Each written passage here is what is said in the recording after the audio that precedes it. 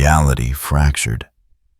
The sound came first, not an explosion, but something quieter and infinitely worse.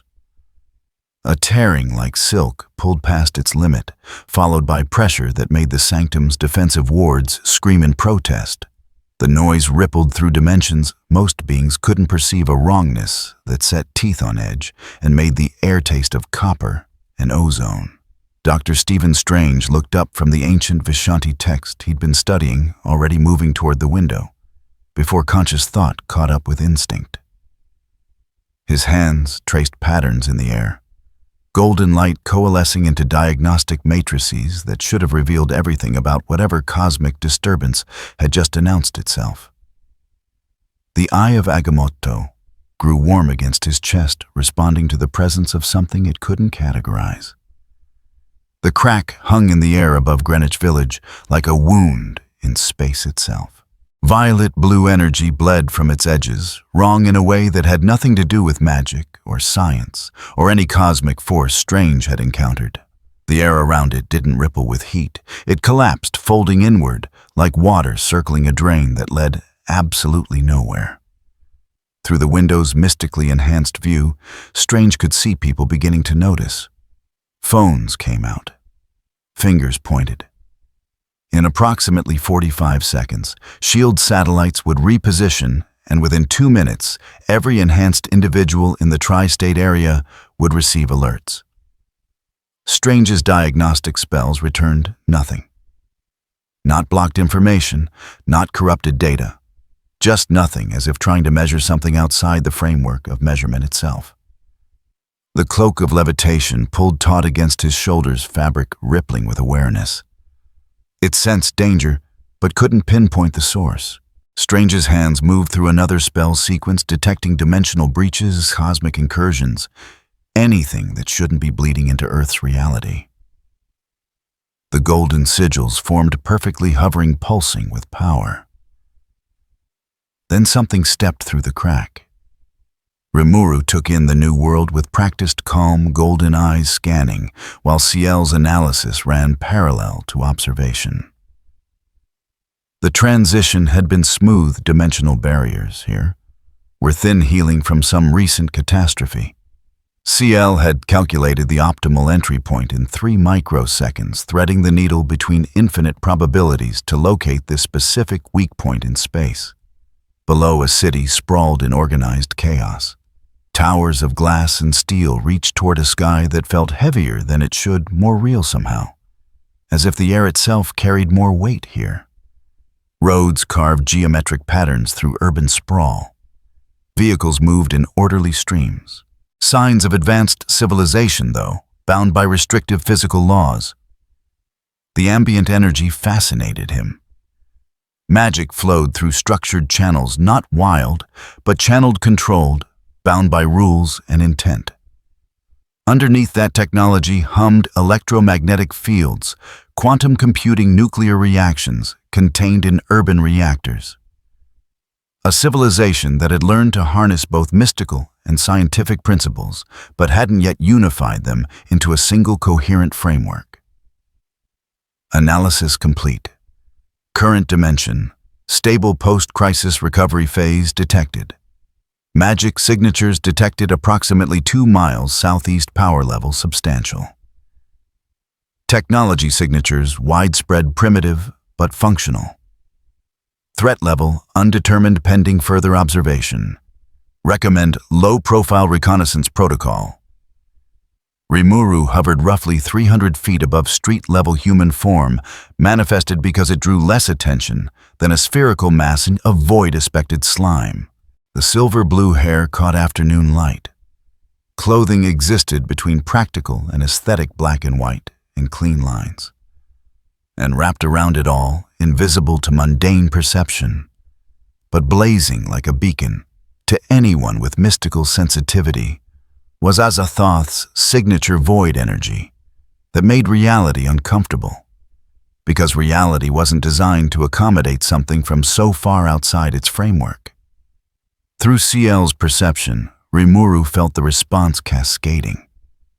The building with strongest magical signature was lighting up wards, activating defensive protocols, engaging. Someone inside was aware that something had arrived and wasn't taking chances.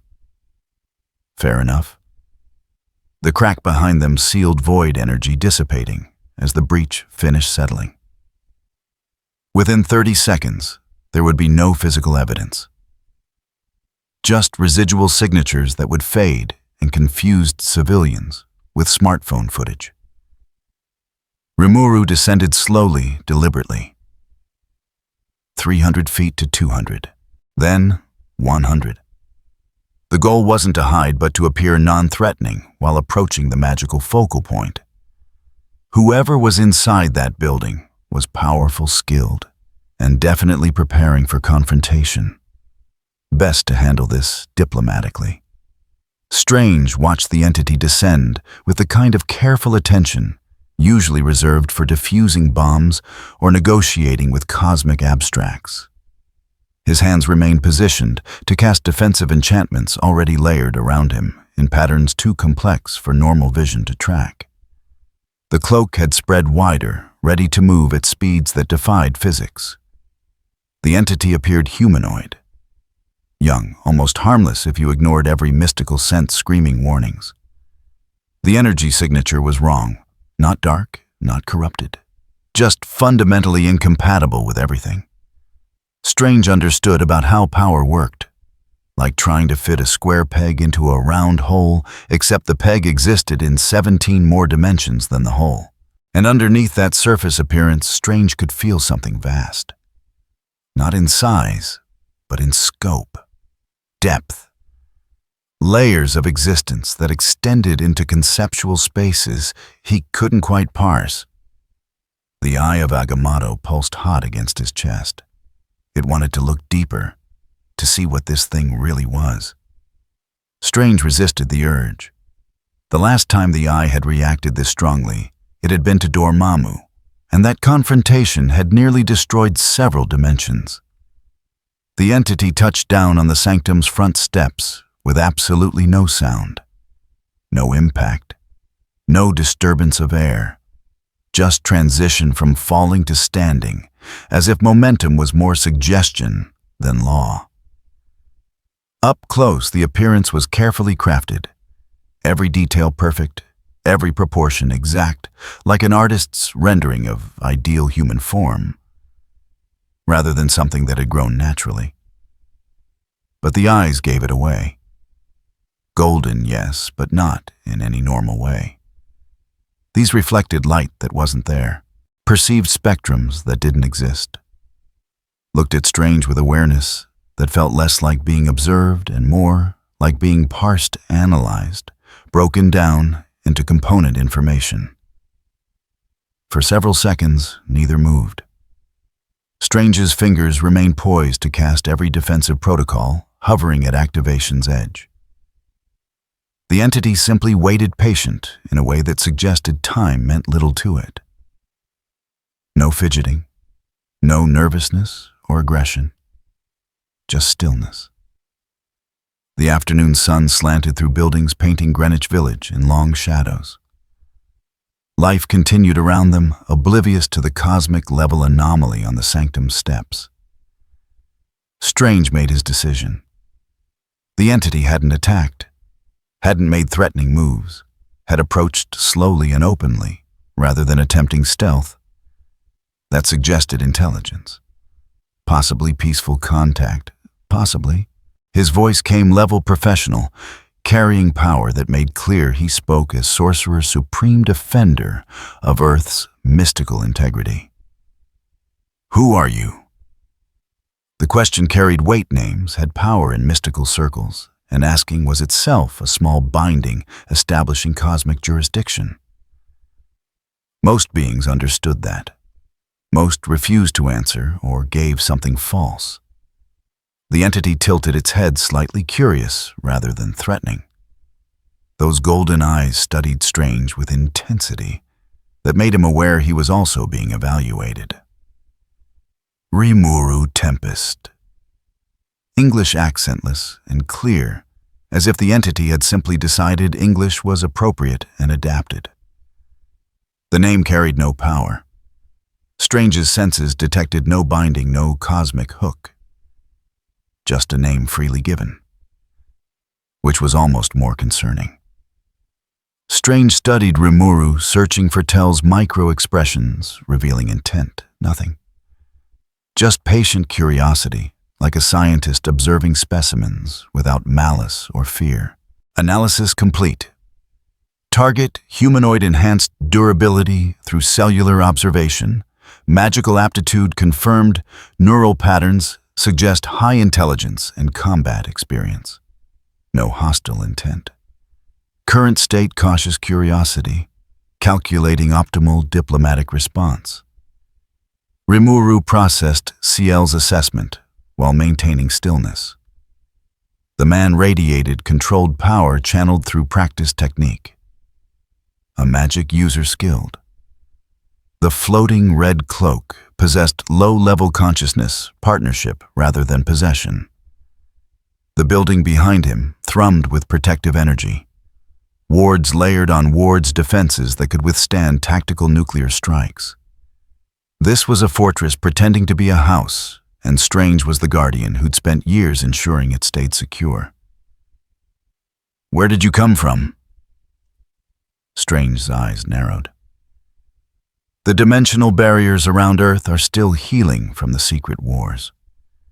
Your arrival tore through protections that should have been impenetrable. That's not accidental. Rimuru considered the question. Somewhere else? True, but not particularly informative. Strange was intelligent enough to draw conclusions. The answer didn't satisfy Strange, but before he could press further, something changed. The air grew heavier, pressure building like before a thunderstorm. Both felt its massive presence, turning attention toward this point in space and time. Drawn by void energy, Rimuru couldn't hide. Strange's expression shifted to alarm. He knew that presence. Every sorcerer who'd brushed against cosmic hierarchy knew it. Eternity was watching. The moment stretched awareness, pressing down from reality layers most beings never perceived. Not hostile. Not yet. Just observation, vast and incomprehensible and patient. Strange's jaw tightened. This was escalating faster than hoped. Whatever Rimuru was, it was significant enough to draw cosmic-level attention within minutes. That changed dynamics considerably. This wasn't just Earth's problem anymore. Neither moved. The afternoon light continued fading. Inside the sanctum, magical alarms were probably screaming. Outside shield drones were probably repositioning. And far above, in conceptual spaces beyond normal perception, cosmic entities were beginning to notice the new variable. The universe held its breath. Then with a gesture suggesting this conversation needed to continue somewhere more private, Strange stepped aside from the doorway. "Come inside. We need to talk." The sanctum's interior bent in ways that defied conventional geometry. Rimuru followed Strange through corridors that curved impossibly past doorways, leading to rooms larger than the building's exterior allowed. Escher would have wept.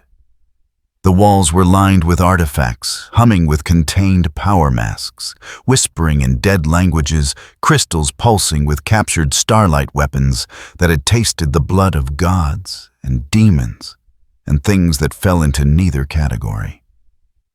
The atmosphere pressed down like deep water, testing every step, measuring worthiness. Rimuru could feel the building's awareness, a consciousness woven into the very structure through centuries of mystical reinforcement. The sanctum wasn't just Strange's home, it was his partner, his fortress, his anchor to Earth's mystical infrastructure. And right now, it was very interested in the entity that had just been invited inside. CL cataloged everything with methodical precision. Energy signatures mapped themselves into three-dimensional models. Structural resonances analyzed for weaknesses and strengths. The way magic flowed through channels literally carved into reality grooves in space, where power moved like water through irrigation systems. Ancient by human standards, perhaps 4 or 5 centuries of continuous mystical reinforcement, each sorcerer supreme adding their own layers of protection and power. It was anchored to something fundamental, a linchpin holding back demons, dimensional invaders, cosmic predators that fed on reality itself. Strange led them to a circular chamber where windows showed impossible views.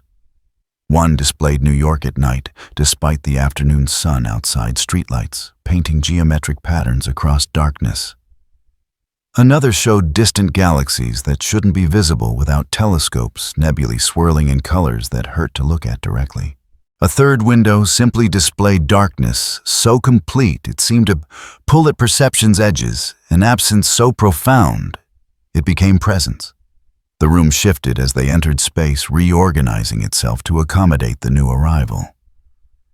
A chair slid out from the wall, not conjured, but relocated from wherever the sanctum kept furniture when it wasn't needed. The movement was smooth, natural, as if the building was a living thing, adjusting its posture. Rimuru remained standing. The offered chair seemed more like a test than hospitality. Better to maintain neutral stance, hands loose at sides, body language open but not vulnerable. The universal signal for peaceful intent without dropping guard. Strange positioned himself near a table, covered in mystical artifacts, his hands never quite still, ready to cast, ready to fight if this went wrong.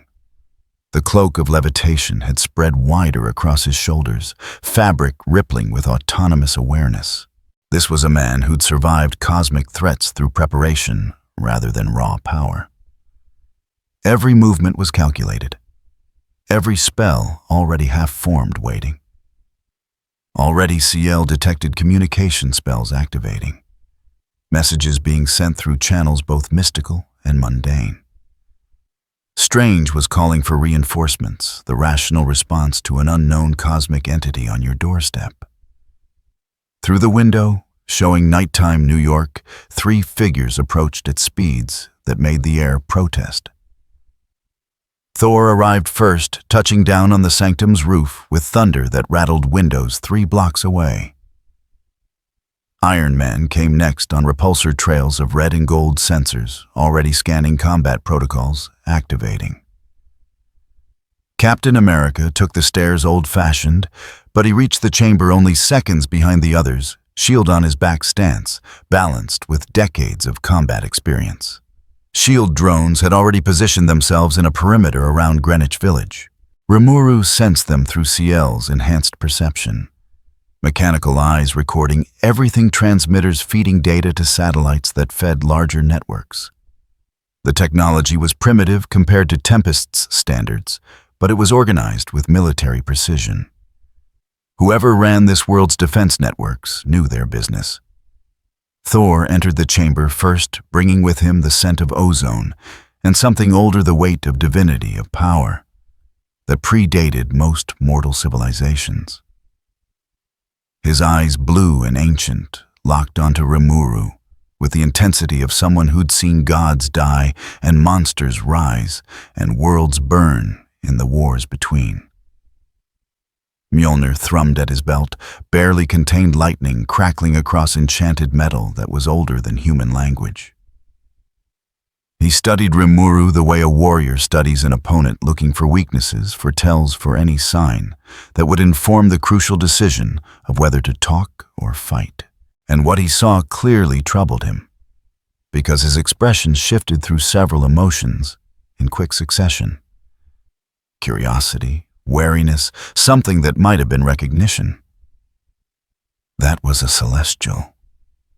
His voice carried the weight of countless battles of wars that had shaped galaxies and rewritten the rules of reality. Weakened, dead, stripped of essence, but still a celestial. I have fought beside gods and against monsters that would make mortals weep. I have seen Asgard's greatest warriors fall to threats lesser than what fell from the sky tonight. He paused, and when he spoke again, his tone had shifted to something more formal, more careful. "What are you, stranger?" The question wasn't hostile, but it wasn't friendly either.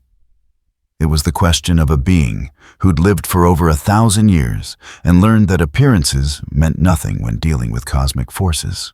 The young human form standing before him could be exactly what it appeared, or it could be a mask worn by something vast enough to consume stars.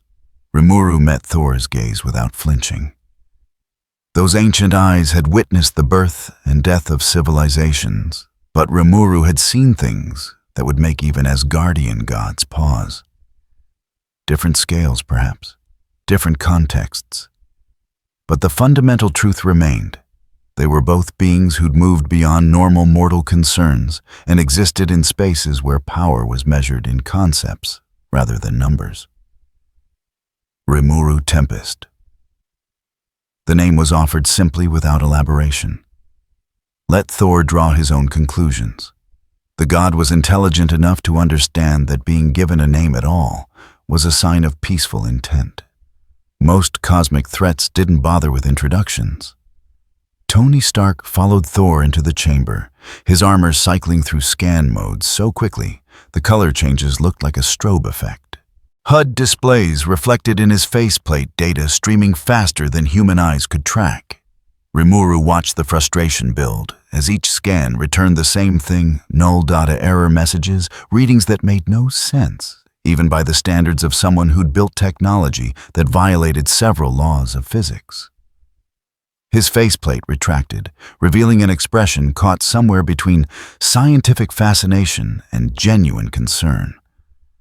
Friday is having multiple existential crises trying to figure out what you are. His voice carried that particular tone of someone used to understanding everything and deeply unsettled by something he couldn't parse. Every sensor I have says you're not there. Except you obviously are there standing right in front of us having a conversation.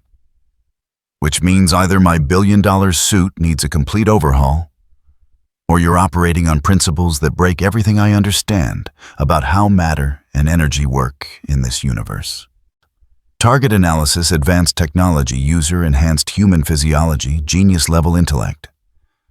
Armor contains miniaturized arc reactor quantum processors, adaptive nanotechnology.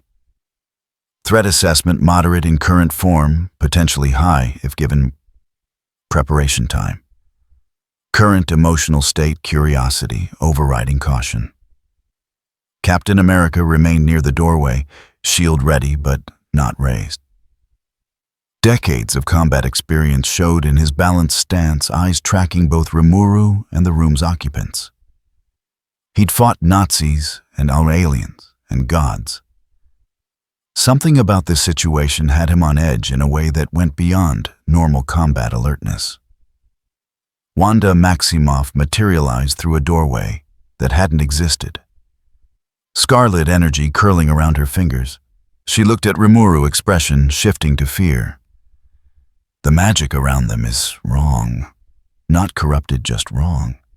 Like a color that shouldn't exist. It hurts to perceive. Thor stepped forward, temperature dropping, as divine power manifested. I sense dragonkin, perhaps? Yet beneath that, nothing. A void where a soul should burn. You are and are not, simultaneously. Accurate. Rimuru did carry dragon essence Veldora and Velgrind integrated into Azathoth. And beneath that, the void. Bruce Banner entered last green-tinged Hulk close to surface. He carried a tablet displaying impossible readings. The energy readings, they weren't following any known pattern. Dimensional barriers didn't flex. Space didn't warp. Like reality just deleted the celestial. He looked up, desperate curiosity sharp behind glasses. Your barriers aren't based on conventional dimensional theory, are they? Your barriers use conventional theory, Rimuru said simply. What I use operates differently, dimensions outside your standard framework. That's impossible. No conviction in Banner's voice. That would require existing outside this universe's fundamental reality. Yes. The word dropped like stone into water. Strange went very still, hands shifting into defensive spell positions, golden light gathering. Are you a threat to Earth? Fair question. Deserved honest answer. Ciel ran probability matrices across thousands of variables. The core truth was simple. Not intentionally. No interest in conquest or destruction. I'm here because barriers were weak and passage was possible. Not planned. Just opportunity.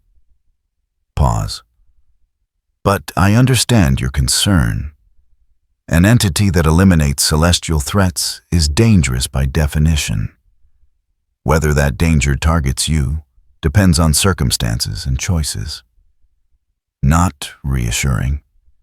Carol Danvers had entered at some point, hovering near ceiling, hands glowing with stellar energy. She kept distance, calculating threat vectors. It's honest. I could lie, say I'm harmless. Would you believe that after what you witnessed? Thor made a sound like a laugh. At least it understands we're not fools. Asgard has treaties with stranger beings. Alliances built on mutual interest rather than affection. Strange looked between them, then at Rimuru, then the skyward, where invisible attention pressed.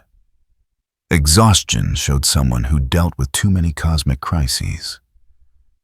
You'll remain at the sanctum, under observation. We need to understand you and what your presence means. He paused. And I'm sending word up. Eternity. The living tribunal. They have jurisdiction. They already know. They've been watching since I arrived. You'll have your answer soon. Tension rippled through the group. Strange had felt that attention, but hadn't wanted to acknowledge it. Making it explicit changed everything. Cosmic jurisdiction now.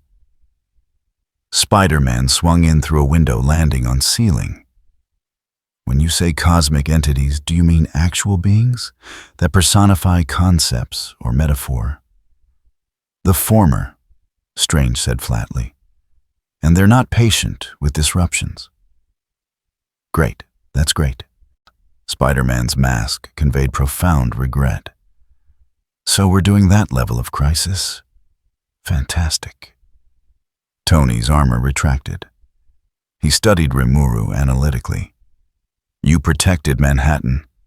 That barrier would have stopped the shockwave regardless. You didn't have to do that. Unnecessary destruction serves no purpose. Working theory. Stark gestured. You're ridiculously powerful. Not from here. Break our physics. But you have ethics that include not letting millions die. That's something. We've dealt with cosmic threats, Galactus Thanos. Most didn't care about civilians. This one does. Which means we can work with it. Cautiously. You're suggesting trust, Carol's incredulity showed. I'm suggesting we recognize it saved Manhattan and could have let it burn, not saying throw a parade. Saying maybe don't escalate with something that outclasses us. Thor nodded. Sometimes the best victories come from avoiding unnecessary battles. And Strange looked between them, then at Rimuru, then skyward. His shoulders sagged, acceptance of impossible situation. Back to the sanctum. Debrief, establish protocols, prepare for whatever comes from above. He met Rimuru's eyes. You've made quite the entrance. I hope your intentions are as benign as your actions suggest. Rimuru said nothing. The cosmic entities were stirring. Manhattan was safe. Earth's heroes were processing something beyond their framework. Time would tell. For now, cooperation was logical. Above, invisible to all but the most sensitive eternity's attention shifted. The universe was watching, very interested in what happened next. The sky tore open at 3 in the morning. Rimuru felt it before anyone else, a wrongness in the fabric of space like scar tissue splitting under pressure. The dimensional barriers around Earth were still healing from whatever cataclysm had reshaped this reality, since something massive was pushing through the weak point with brutal efficiency. Cosmic entity detected. Mass approximately 300 million tons. Trajectory Earth descent. Impact site New York metropolitan area. Time to impact 4 minutes 17 seconds. The Sanctum's ward screamed. Strange materialized in the observation chamber where Rimuru had been watching the city sleep, his expression already grim before he'd fully processed what his mystical senses were telling him. He'd felt it too, every sensitive on the eastern seaboard probably had. This wasn't the subtle intrusion of a demon or the careful probing of a dimensional parasite. This was something massive, announcing its presence like a sledgehammer through glass. Through the window, a star fell. Except stars didn't fall like that, trailing fire and spatial distortion that made the air crack with displaced reality. The object descended in controlled trajectory, slowing as it hit atmosphere guided by purpose rather than physics alone. Rimuru's enhanced vision cut through distance and atmospheric interference to see what approached. A giant. Dead but not quite dead, its form roughly humanoid, but scaled to proportions that dwarfed the tallest skyscrapers. Armor that had once gleamed with cosmic authority now hung tarnished and cracked, exposing metal beneath that pulsed with residual energy like a dying star's last light. One of the Celestial's beings that judged worlds and reshaped species according to unknowable criteria. This one had been killed, its essence stripped away by forces that could destroy gods. But the body remembered what it was, and it was hungry. Celestial husk. Strain's voice carried the weight of someone naming a nightmare he'd hoped never to see again. The Beyonders killed dozens of them during the incursions. Most were lost in the collapse when reality reset. This one must have been caught between dimensions, trapped in the spaces that don't exist, slowly degrading until it found a way back. The husk's eye sockets glowed with dim amber light like dying stars. Seeking, hungry. It needed energy to restore itself, and Earth blazed like a beacon in the void. Billions of lives, untold amounts of electromagnetic radiation, nuclear reactions, magical reserves. A feast waiting to be consumed. Avengers Tower lit up across the city. S.H.I.E.L.D. had detected the dimensional breach 30 seconds before impact trajectory was confirmed, barely enough time to send emergency alerts cascading through every defense network on the eastern seaboard. Across the city, heroes were already moving. Thor launched skyward from wherever he'd been, lightning wreathing his form, trailing thunder that set off car alarms for miles. Stark's armor painted a red-gold arc across the darkness as repulsors flared to full combat power. Others followed Captain Marvel's photonic glow, Wanda's scarlet energy dots of power converging on the descending Titan, like moths drawn to a flame that would consume them. Strange turned toward Rimuru, unspoken question hanging between them. This was Earth's fight. Earth's crisis. But the celestial husk was beyond street-level threats, beyond even most cosmic encounters they'd faced. This was a corpse of something that had shaped galaxies and rewritten the rules of evolution on a whim. Even dead, even stripped of its divine essence, it operated on principles that transcended normal combat. Stay here. The sentence cut off as Thor reached the husk first. Lightning struck with enough force to vaporize mountains, painting the night sky white for 3 heartbeats. The Celestial's descent didn't even slow.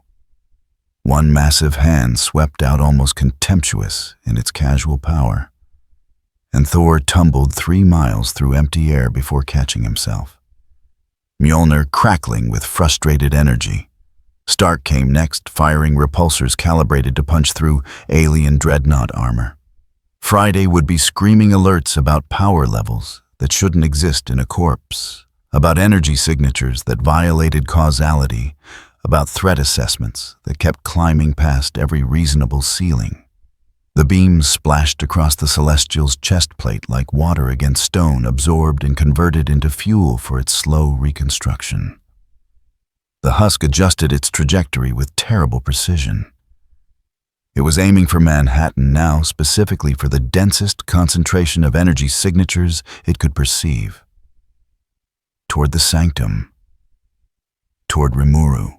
Not because it recognized the void entity as a threat, but because void energy registered as the richest, densest source of power it had detected since falling back into normal space.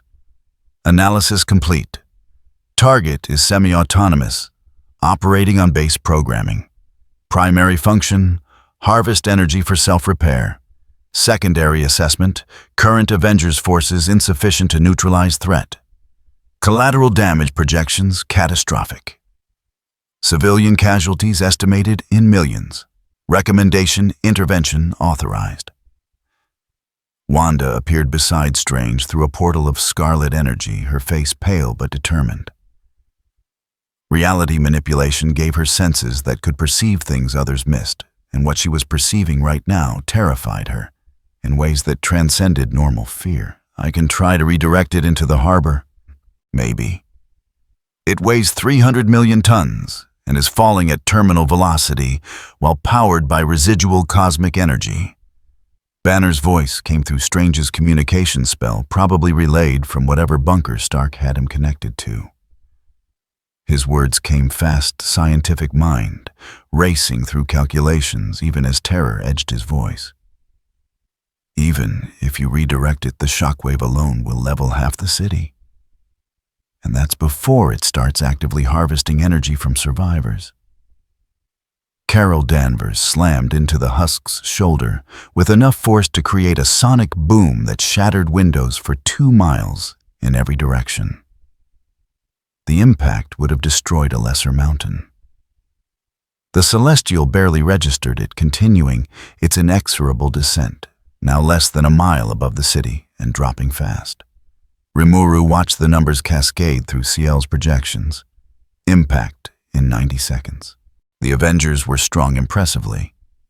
So for beings limited by physical laws and conventional energy manipulation. But strength wasn't enough against something that predated most civilizations and had been designed to withstand the birth of stars. The husk operated on principles that transcended normal physics, its armor designed to resist forces that would crack planets. Strange was already weaving defensive barriers around the sanctum layers of protection that would shield this single building while everything around it burned. Practical. Necessary. Utterly insufficient for the millions who would die. Thor called lightning from across 3 states, channeling power that made the air itself ionize and glow. The blast struck the Celestial's head with force that would have cracked Earth's moon. The husk's eye sockets flared brighter, the amber deepening toward sickly yellow, drinking in the energy, like a man dying of thirst finding water. Wrong approach. They were feeding it. 40 seconds to impact. The husk's hand opened toward the city below, palm the size of a city block. Energy began gathering there, pulling at every living thing in a 2-mile radius. People screamed, feeling the drain even through walls, and distanced their life force being siphoned away in preparation for the greater harvest to come. Car alarms created a cacophony of mechanical panic. Glass cracked under pressure that had nothing to do with sound. A hunger that would consume millions to fuel a resurrection that would only create more problems down the line. Strange's barriers wouldn't save the city, wouldn't save the people. Intervention required. Rimuru stepped through the window. The transition from inside the sanctum to suspended 200 feet above Greenwich Village took no time at all. One moment standing in the observation chamber, the next floating in open air as the celestial husk loomed above, blotting out stars, its shadow covering entire city blocks. Up close, the scale defied easy comprehension, a being built to judge worlds now reduced to hunger and base programming, but no less dangerous for its diminished state. Thor noticed first eyes widening fractionally as divine perception registered something that shouldn't be possible. Instantaneous displacement, without dimensional travel, without teleportation magic, without any of the energy signatures that should accompany such movement. Stark's suit probably registered the new contact Friday, marking an unknown entity in the combat zone with highest priority. The others remained focused on the descending Titan, not yet aware that the equation had just changed. The husk's hand continued gathering energy. Below, people felt their strength draining, their warmth being pulled away by invisible force. Car alarms wailed like dying things. The air tasted like copper and ozone. 20 seconds to impact. Rimuru raised one hand. Sayel's calculations were already complete: power distribution, optimized target vectors established for maximum efficiency with minimum collateral effect. This needed to be precise. Clean. No civilian casualties. No structural damage beyond what had already occurred. Just removal of the threat with surgical accuracy. Multi-dimensional barrier expanded from Rimuru's palm, invisible to normal perception, but absolute in its effect. It spread in milliseconds, encompassing a sphere 3 miles in diameter, with the celestial at its center, cutting off the energy drain completely. The husk's hand clenched, suddenly finding nothing. Its hunger suddenly blocked by something it couldn't parse or penetrate or even properly perceive. The celestial's attention shifted with terrible speed. Both eye sockets turned downward, focusing on Rimuru with the full weight of cosmic awareness. Even dead, even reduced to instinct and programming, it recognized threat when confronted with it. 10 seconds. The celestial's other hand swept toward Rimuru fast, despite its enormous size. The palm alone was larger than most buildings, moving at speeds that created visible pressure waves in the air, displaced atmosphere screaming protest. It would have pulverized anything caught in its path, reduced matter to component atoms through sheer kinetic force. The hand struck the multidimensional barrier and stopped. All that force, all that mass, all that momentum dissipated harmlessly across dimensions that had no business existing within Earth's physical framework. The shock wave that should have leveled blocks simply vanished, absorbed and redistributed across infinite space, converted into heat that was dumped into pocket dimensions designed specifically for waste disposal. The Avengers stopped attacking. Even in the middle of cosmic crisis, even with seconds remaining before potential extinction-level event, they stopped and stared.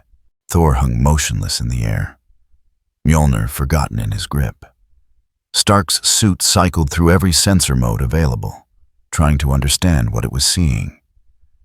They were watching something their experience couldn't classify: a figure that looked like a teenager had just no-sold a celestial strike while protecting half of Manhattan with what appeared to be casual effort. 5 seconds. Time to end this. Rimuru's eyes shifted, golden glow intensifying as Azathoth's power flowed through channels that existed outside conventional reality.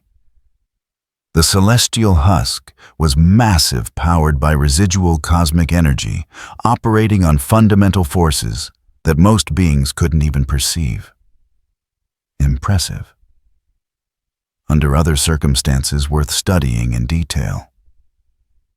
Right now it needed to not exist. Imaginary space opened around the celestial's torso, not as a portal, not as a gateway, but as a sphere of absolute consumption, a zone where normal physics surrendered to chaos, where the concept of existing became negotiable, where the universe's fundamental rules admitted they had no jurisdiction. The husk thrashed cosmic energy, flaring in desperate attempt to resist drawing on reserves that would have powered civilizations for millennia. Against the void, it meant nothing at all. The celestial husk collapsed inward, folding through dimensions that had no names in any language, pulled into a space where size and mass were meaningless concepts, and energy was just another form of information to be cataloged and stored.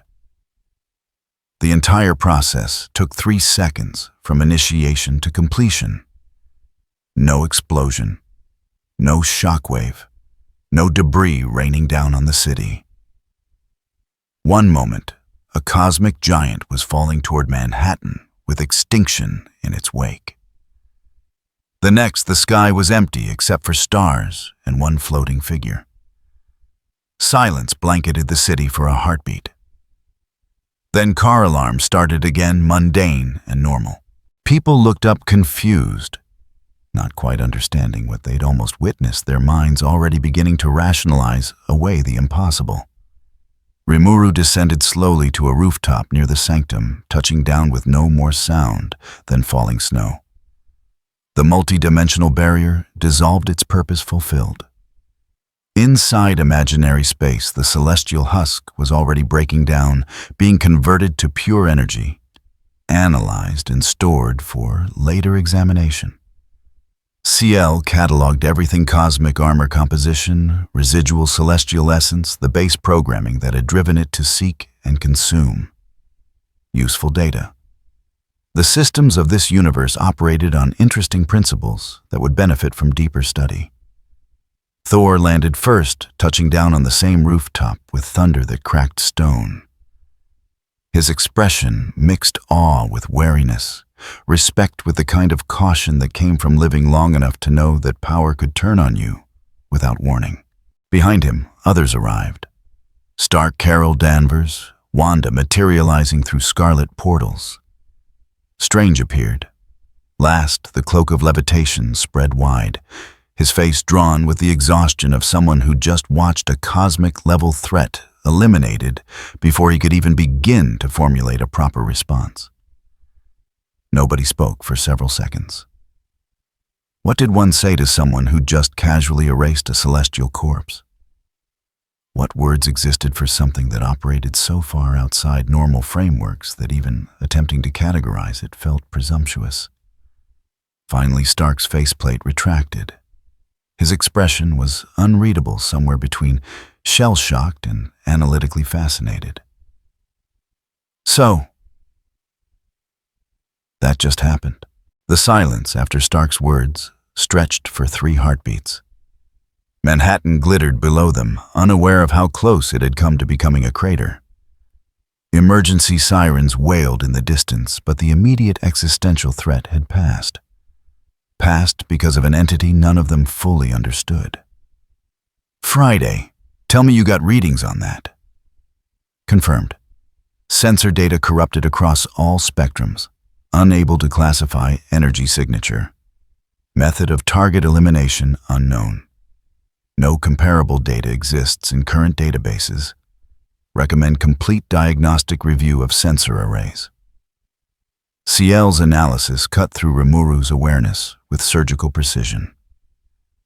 The stored data from the celestial husk was remarkable cosmic armor alloys that existed in quantum states between matter and energy. Biological systems operating on principles 3 steps removed from conventional physics, and most fascinating, the underlying programming that drove even a corpse to seek, consume, and restore.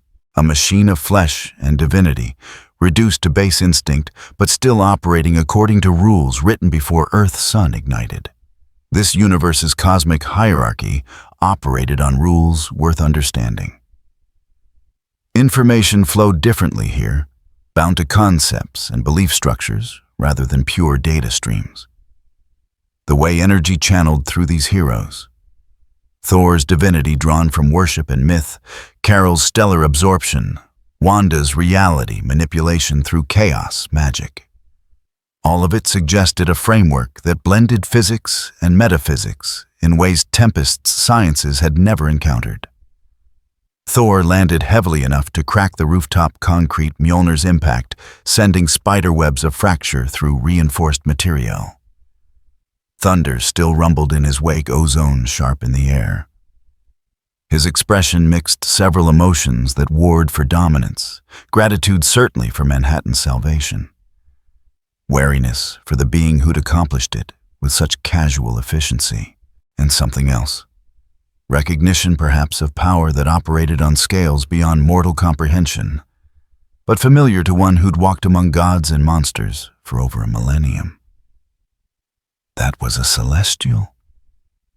His voice carried the weight of countless battles of wars that had shaped galaxies and rewritten the fundamental laws governing entire species. Weakened, dead, stripped of its divine essence, but still a celestial. I have fought beside the greatest warriors Asgard ever produced. I have seen them fall to threats far lesser than what descended upon us tonight. He paused, studying Rimuru, with eyes that had witnessed the birth and death of stars, that had seen Ragnarok itself, and survived to speak of it. What manner of being are you? A fair question asked, with the directness of someone who'd learned long ago that dancing around crucial issues only delayed inevitable confrontation. Rimuru considered several answers, truthful ones even, but settled on the simplest response. Something that doesn't belong here. Carol Danvers descended more slowly, still glowing with absorbed stellar energy that made the air shimmer around her. Her power signature blazed in Ciel's perception, a human body transformed into a living engine of cosmic force, channeling energies that would have destroyed most organic life, but which she wielded with fighter pilot precision. She kept her distance, hovering 20 feet away, hands ready to unleash photonic blasts that could crack asteroids. Military training showed in every line of her posture. That thing was falling at hypersonic speed, big enough to level half the eastern seaboard. Her tone stayed neutral, but calculation showed in her eyes, trajectory analysis, engagement angles, the eternal question of whether she could win a fight if one became necessary. You stopped it. Then you made it disappear like it was nothing. Her hands glowed brighter, stellar energy, responding to emotional state. What are you? And should we be worried? Wanda materialized through a doorway of scarlet energy strange beside her. The Sorcerer Supreme's face was drawn with concentration that hadn't fully released the weight of responsibility still etched into every line. He'd felt something during the Celestial's elimination, the edges of a power structure that his magic couldn't quite parse, couldn't properly categorize within the frameworks he'd spent decades mastering. Behind them came banners still green-tinged, but stabilizing the Hulk, retreating now that the immediate threat had passed. Spider-Man swung in last, having followed the convergence of power signatures landing on a water tower with practiced ease despite probably having no idea what he'd just missed. Strange spoke first, and his words came with the careful precision of someone choosing each syllable to avoid miscommunication. The celestial husk is gone, not destroyed. I would have felt that across multiple dimensions, the kind of energy release that accompanies actual death of a cosmic entity. Not transported, the dimensional barriers are stable, no breaches registered. Gone. His eyes locked onto Rimuru with intensity that bordered on desperate. Where did you send it? Nowhere, everywhere. Rimuru saw no reason to lie or obfuscate. These people would need to understand at least partially what they were dealing with. It's contained in a space that exists outside your dimensional framework, being analyzed, broken down into component energies. The information will be useful for understanding how this universe's cosmic entities function. The casual admission made several heroes tense simultaneously. Thor's grip on Mjolnir tightened fractionally. Stark's repulsors powered up just enough to be noticeable combat subroutines activating. Strange's fingers moved through the opening positions of a defensive spell. Golden light beginning to gather around his hands, like captured sunlight. You're consuming it. Strange's voice went flat, the kind of emotionless tone that preceded either violence or forced acceptance. You're consuming a celestial. The corpse of one, yes. No point in pretending otherwise. The truth would serve better than comfortable fiction. The body was already dead. The essence was already stripped by whatever killed it, probably your beyonders based on what you said earlier. What remained was dangerous, a semi-autonomous system programmed to harvest energy and attempt reconstruction. Leaving it intact would have caused more problems down the line. This solution was cleaner. So you ate it. Stark's expression suggested he couldn't quite decide between horrified and fascinated scientific curiosity warring with survival instinct. You just ate a dead space god. Casually? Like it was Tuesday. Functionally accurate if imprecise. Banner pushed forward tablet clutched in both hands like a lifeline to rationality. His skin had returned to fully human, but green still edged his fingernails, the Hulk's presence lurking just beneath the surface. The energy readings before it disappeared, they weren't following any known pattern. The dimensional barriers didn't flex. Space didn't warp in any measurable way. It was like...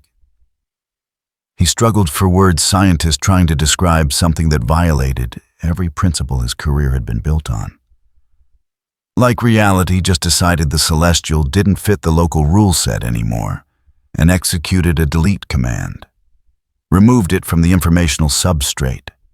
Your barriers are based on conventional dimensional theory, Rimuru explained, noting Banner's expression shift toward desperate understanding, mixed with something approaching hope. The look of someone who'd spent their life dealing with the impossible and finally found something that might actually explain some of it. What I use operates on different principles. Space outside space. Dimensions that don't connect to your standard cosmology. Not anchored to your reality's fundamental rules. That's impossible. But Banner's voice carried no conviction whatsoever. He'd seen too much genuine impossibility to dismiss anything. That would require existing outside the framework that defines this universe's reality. Outside the substrate that determines what existing even means. Yes. The word dropped like a stone into still water. Ripples of implication spread across every face.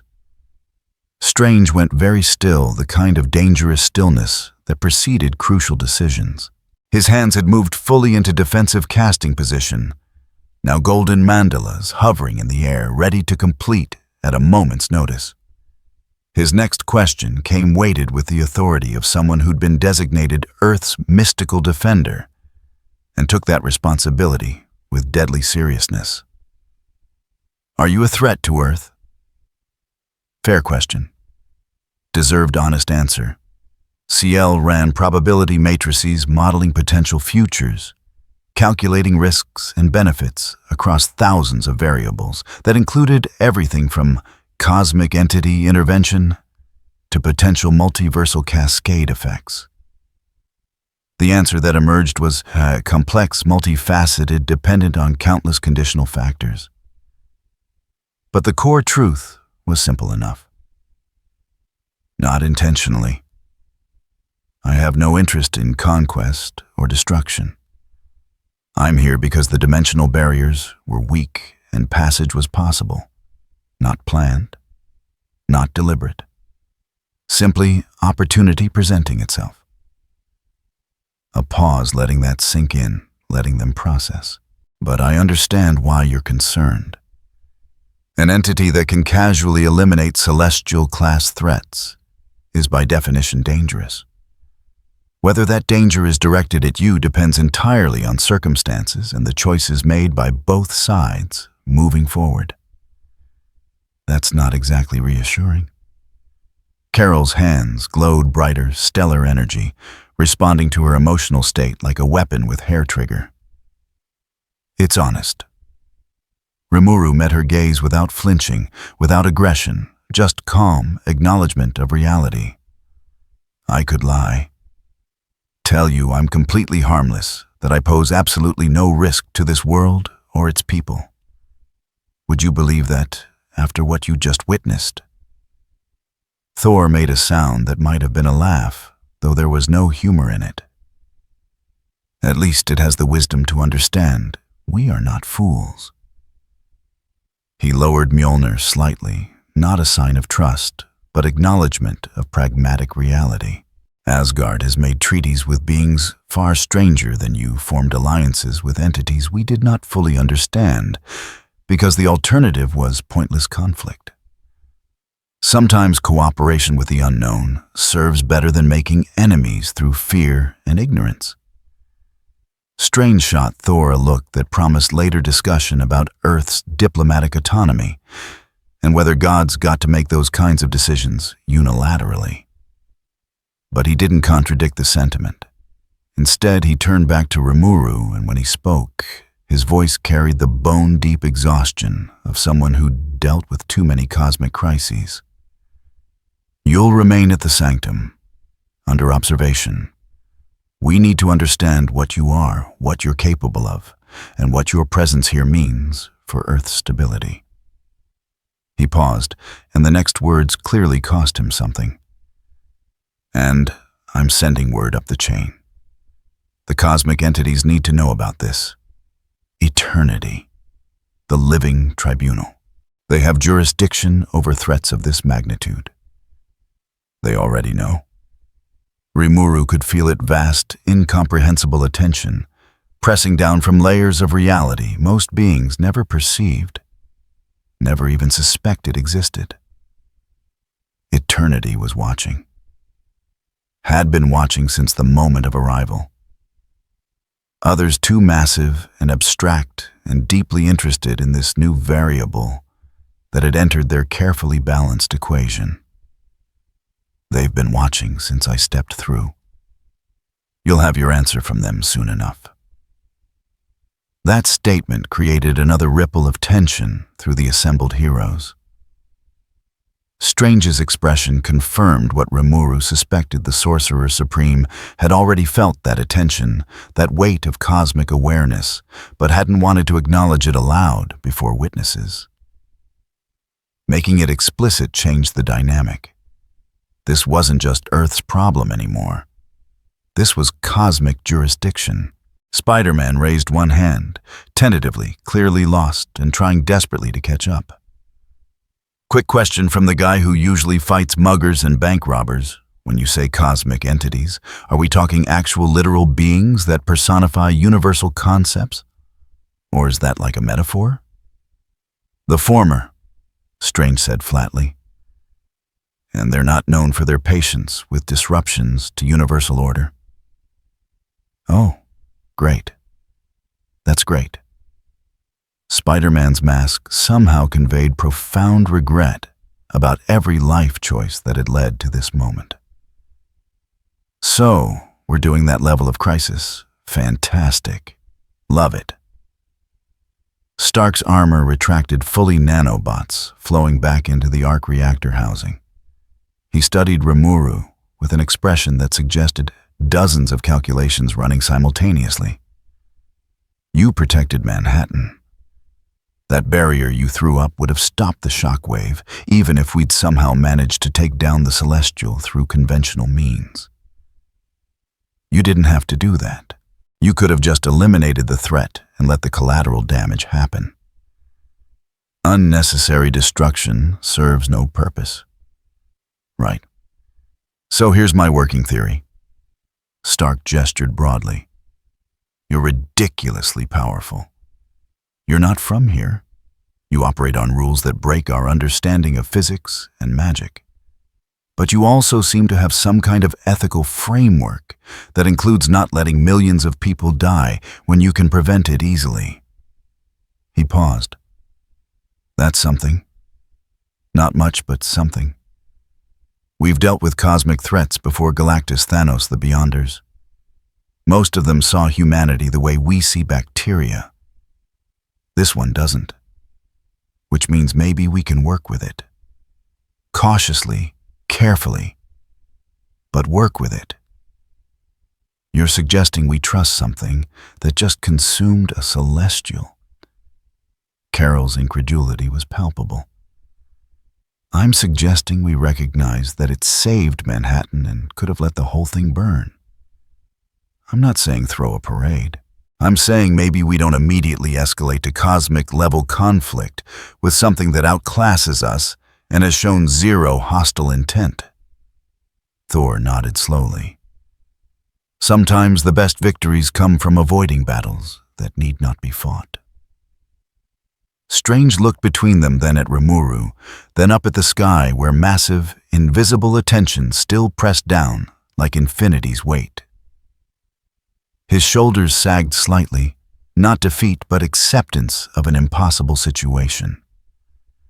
Back to the sanctum, all of you. We debrief established protocols and prepare for whatever response comes from above. He met Rimuru's golden eyes. You've made quite the entrance to our reality. I hope your intentions are as benign as your actions suggest. Rimuru said nothing. The cosmic entities were stirring. Manhattan was safe. Earth's heroes were trying to process something that didn't fit their framework. Time would tell. For now, cooperation seemed logical. Above them, invisible to all but the most sensitive eternity's attention, shifted fractionally. The universe was watching, and it was very interested in what happened next. The Sanctum's meditation chamber existed in 17 dimensions simultaneously. Strange had prepared it over 3 hours, drawing wards that would contain cosmic-level manifestations without triggering defensive responses from Earth's mystical infrastructure.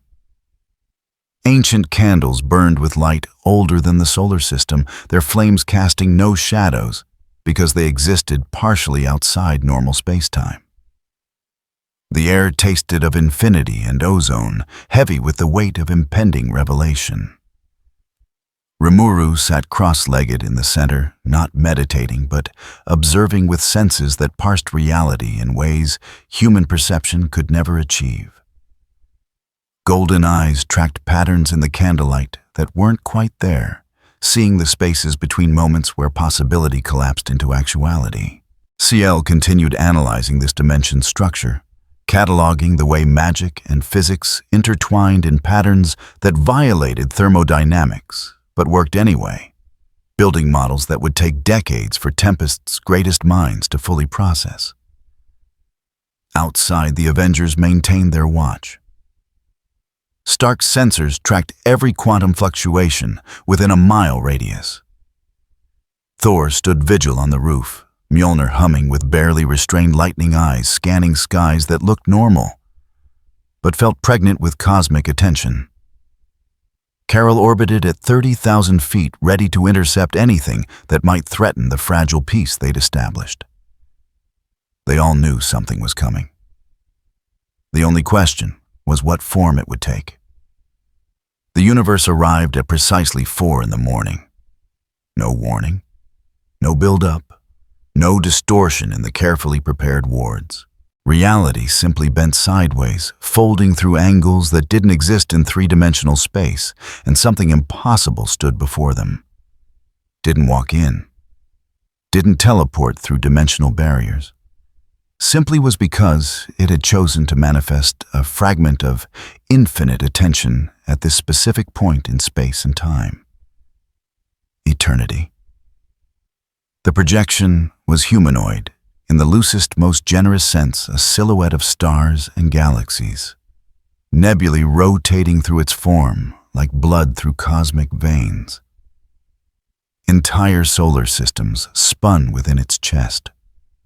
Dying stars collapsed and were reborn in the space where eyes should have been. No face to speak of yet.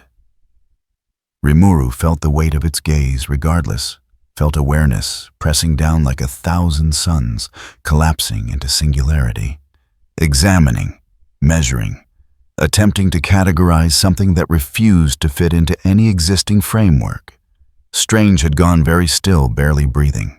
His hands were positioned for defensive casting, but they trembled not from fear exactly, but from the body's involuntary response to standing in the presence of something that personified all existence within this universe. You didn't fight eternity. You didn't bargain with it. You survived its attention, or you didn't. Those were the only options. The entity's attention focused entirely on Rimuru with intensity that made the air itself seem to crystallize. Seconds passed in silence that stretched like hours. No words, just observation so profound it felt like being dissected at the molecular level, every particle of existence examined and weighed against cosmic scales that had measured gods and found them wanting. Analysis detected. Subject is attempting to parse void energy structure at fundamental level. Unable to complete classification. Dimensional framework insufficient for full comprehension. Current approach, brute force analysis through raw information processing. Estimated time to partial understanding infinite. Recommend passive observation protocol. CL's assessment was clinical, but Rimuru understood the implications. Eternity was trying to understand what stood before it, using methods that could dissect the fundamental nature of anything that existed within its domain. Strip away illusion and pretense. Reduce complexity to base components. Understand through pure relentless analysis. And failing. Not because Rimuru was blocking the attempt, but because the framework eternity used to understand existence simply didn't apply to something that came from outside its cosmology entirely. Like asking water to describe fire. Like trying to see ultraviolet with naked human eyes. The tools themselves were incompatible with the task. Finally, eternity moved. Not physically, more like reality, shifted to accommodate a new configuration of cosmic will. The projection's form rippled galaxies spinning faster. And when it spoke, the voice came from everywhere and nowhere, simultaneously resonating through dimensions most beings couldn't perceive and wouldn't survive perceiving. Outside context. 2 words. Flat statement of fact. No hostility, no curiosity even. Just acknowledgement of something that didn't fit into any existing category, couldn't be properly classified, existed in defiance of the fundamental rules that governed everything else. Strange found his voice, though it came out rougher than usual. Strained by the effort of speaking while standing in the presence of infinity made manifest. Eternity. This entity arrived through dimensional breach. It eliminated a celestial husk. The cosmic being raised one hand, or the concept of a hand at least. The gesture contained more authority than any spoken command could convey. Strange fell silent immediately mid-sentence, because you didn't interrupt eternity when it decided you'd said enough. Observed. Eternity's attention remained fixed on Rimuru, unblinking, unending. Entity exists outside standard cosmological framework. Energy signature does not match any known dimension within the omniverse. Origin point undetermined. Threat assessment inconclusive. Rimuru met that infinite gaze calmly. There was no point in pretending deference or showing fear.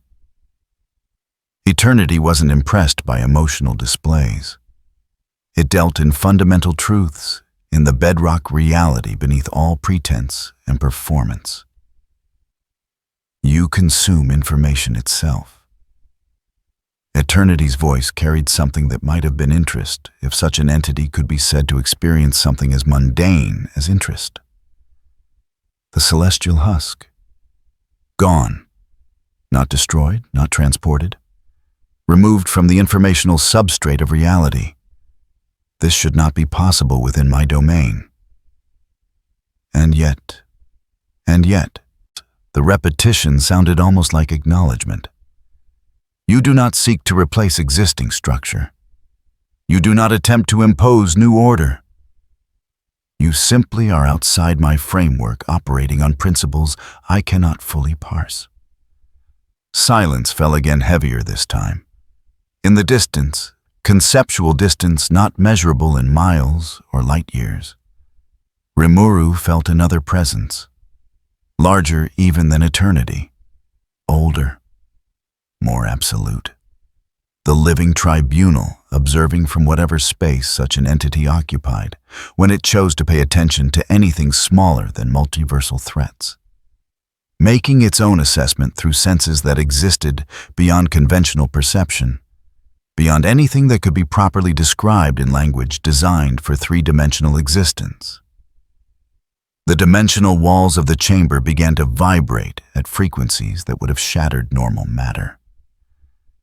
Void energy was bleeding into local space, not aggressively, but through simple proximity.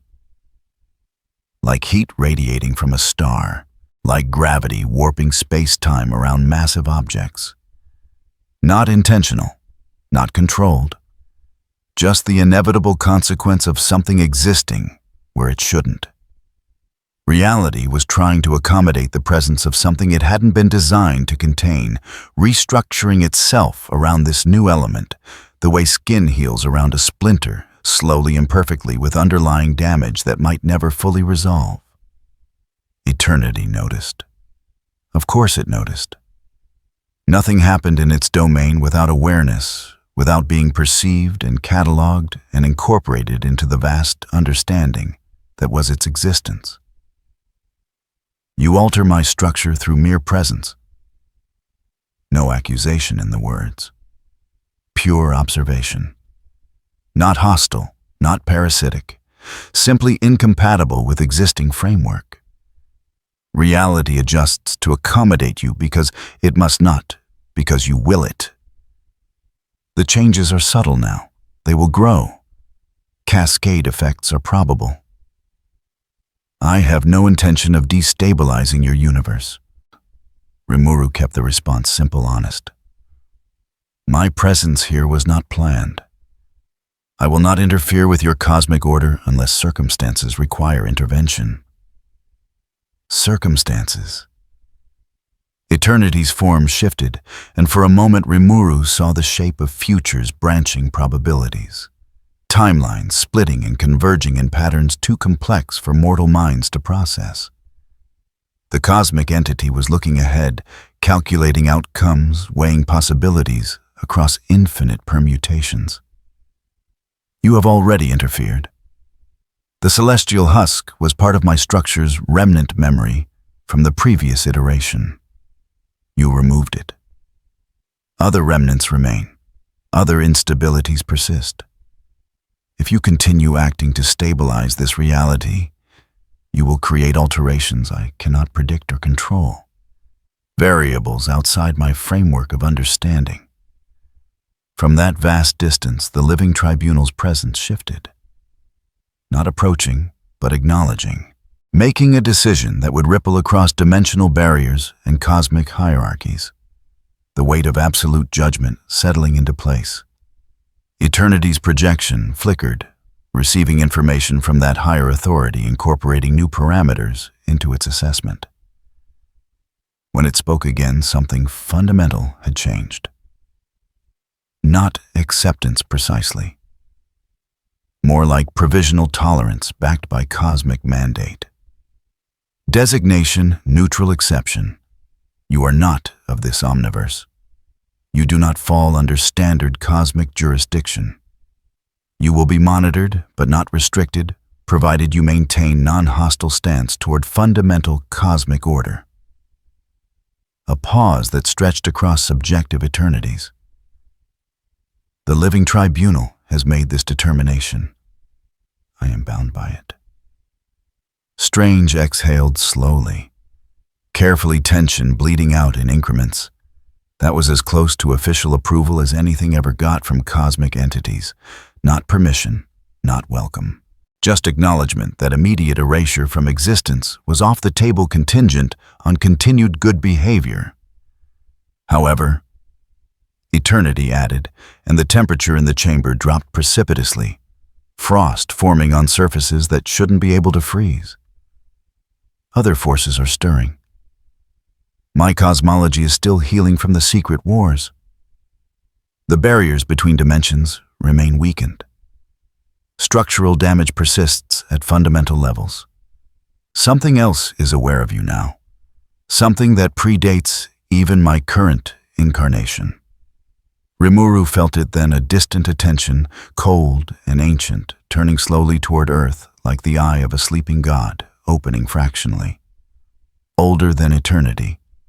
Older than the current cosmic order. Older than the framework that defined how modern reality functioned.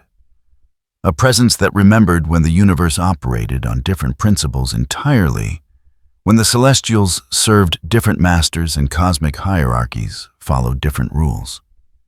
First Firmament. Strange breathed the name like a curse, like invoking something that should remain unspoken. The original cosmos. Before the Celestials rebelled. Before the multiverse existed in its current form. Before everything. It feels the void energy. Eternity confirmed its voice, carrying weight that made reality itself seem fragile. It recognizes power that operates outside modern frameworks. Power similar to what existed in the time before the current cosmic order was established. It will come. And when it does, you may find yourself choosing sides in a conflict far older than your understanding in a war that began before your reality was born. The projection began to fade. Galaxies' dimming presence withdrawing like tide receding from shore. But before it vanished entirely, eternity left one final message that echoed through dimensions and would be remembered long after this moment passed. Prepare.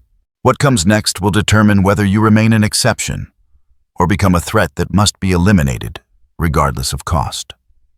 Then it was gone. The chamber held only silence. Two beings, and the weight of a warning from existence itself. The candles still burned with their ancient light.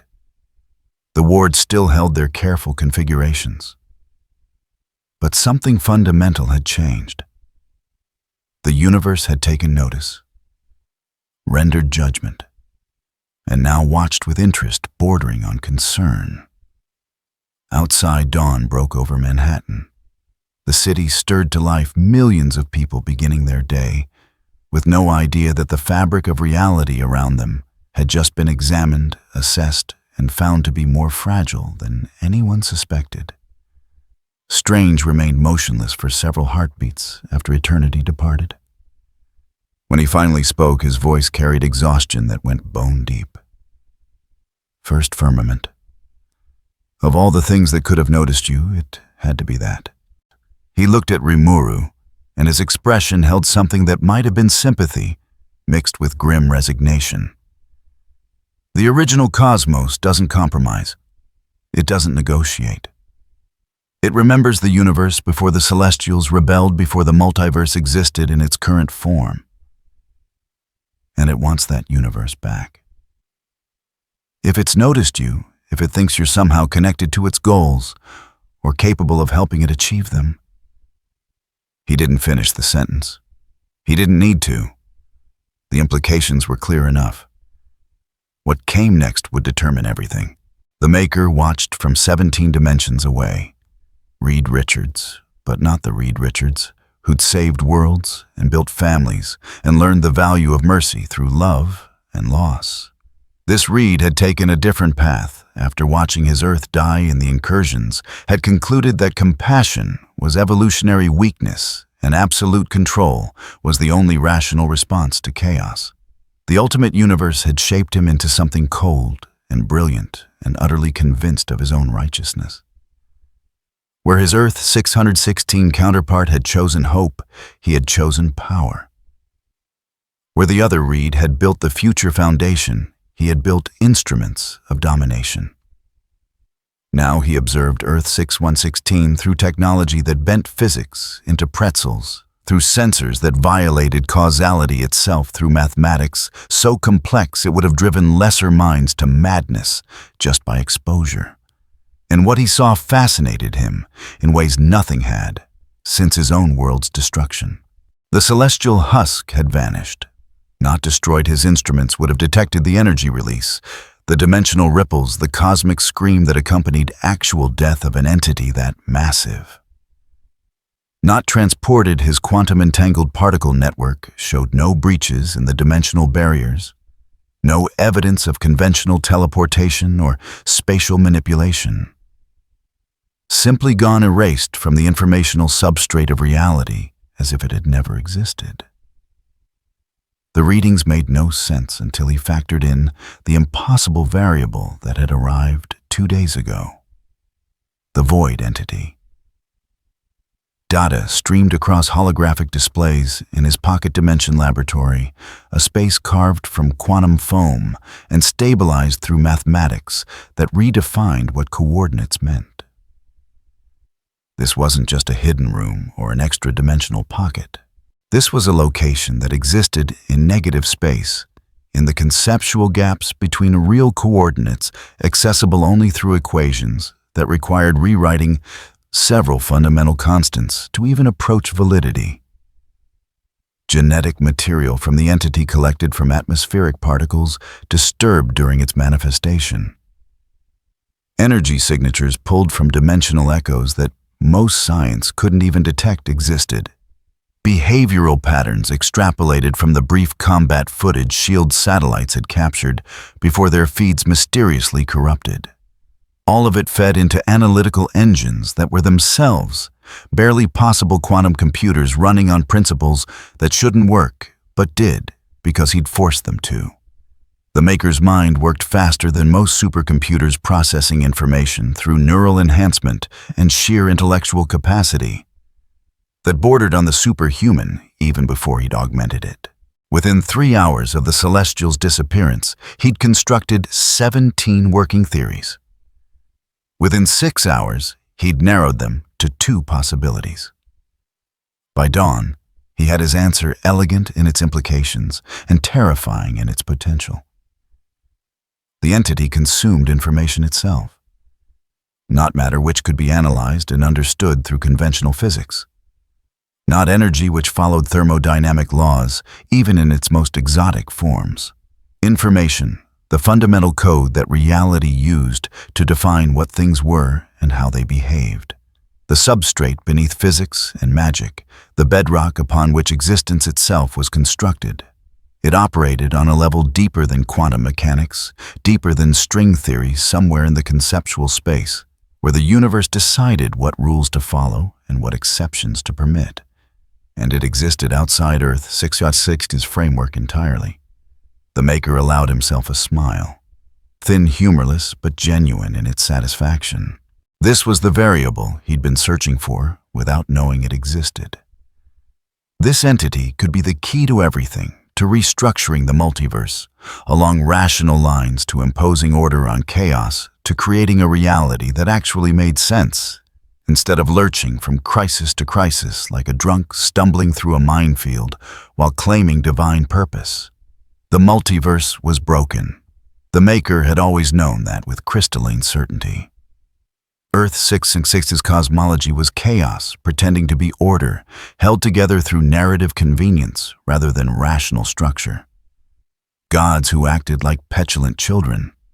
Cosmic entities that personified concepts but couldn't even maintain consistent behavior. Heroes who won through luck and sentiment rather than proper planning and superior force. But with this entity, with this void that walks, operating on principles outside the established framework, perhaps he could finally impose the order reality should have had from the beginning. But first he needed more data, much more. Understanding without application was worthless, and application without complete understanding was how fools destroyed themselves. He needed to see the entity's capabilities under stress, understand its response, patterns, map its limitations, because everything had limitations, even things that seemed to operate outside conventional rules. His fingers danced across crystalline interfaces that existed partially in negative time, sending commands to assets he'd positioned across Earth-616 during months of careful infiltration. Micro-drones deployed near dimensional weak points, smaller than molecules reporting through quantum channels that S.H.I.E.L.D.'s best technology couldn't even detect. Biological sensors grafted into key infrastructure disguised as building materials and street fixtures, collecting data that fed directly into his neural network.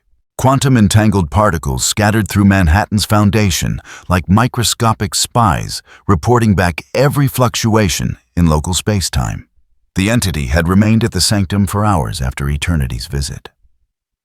The Maker's instruments had detected that too, a cosmic-level manifestation so massive it had briefly made his sensors think reality itself was collapsing.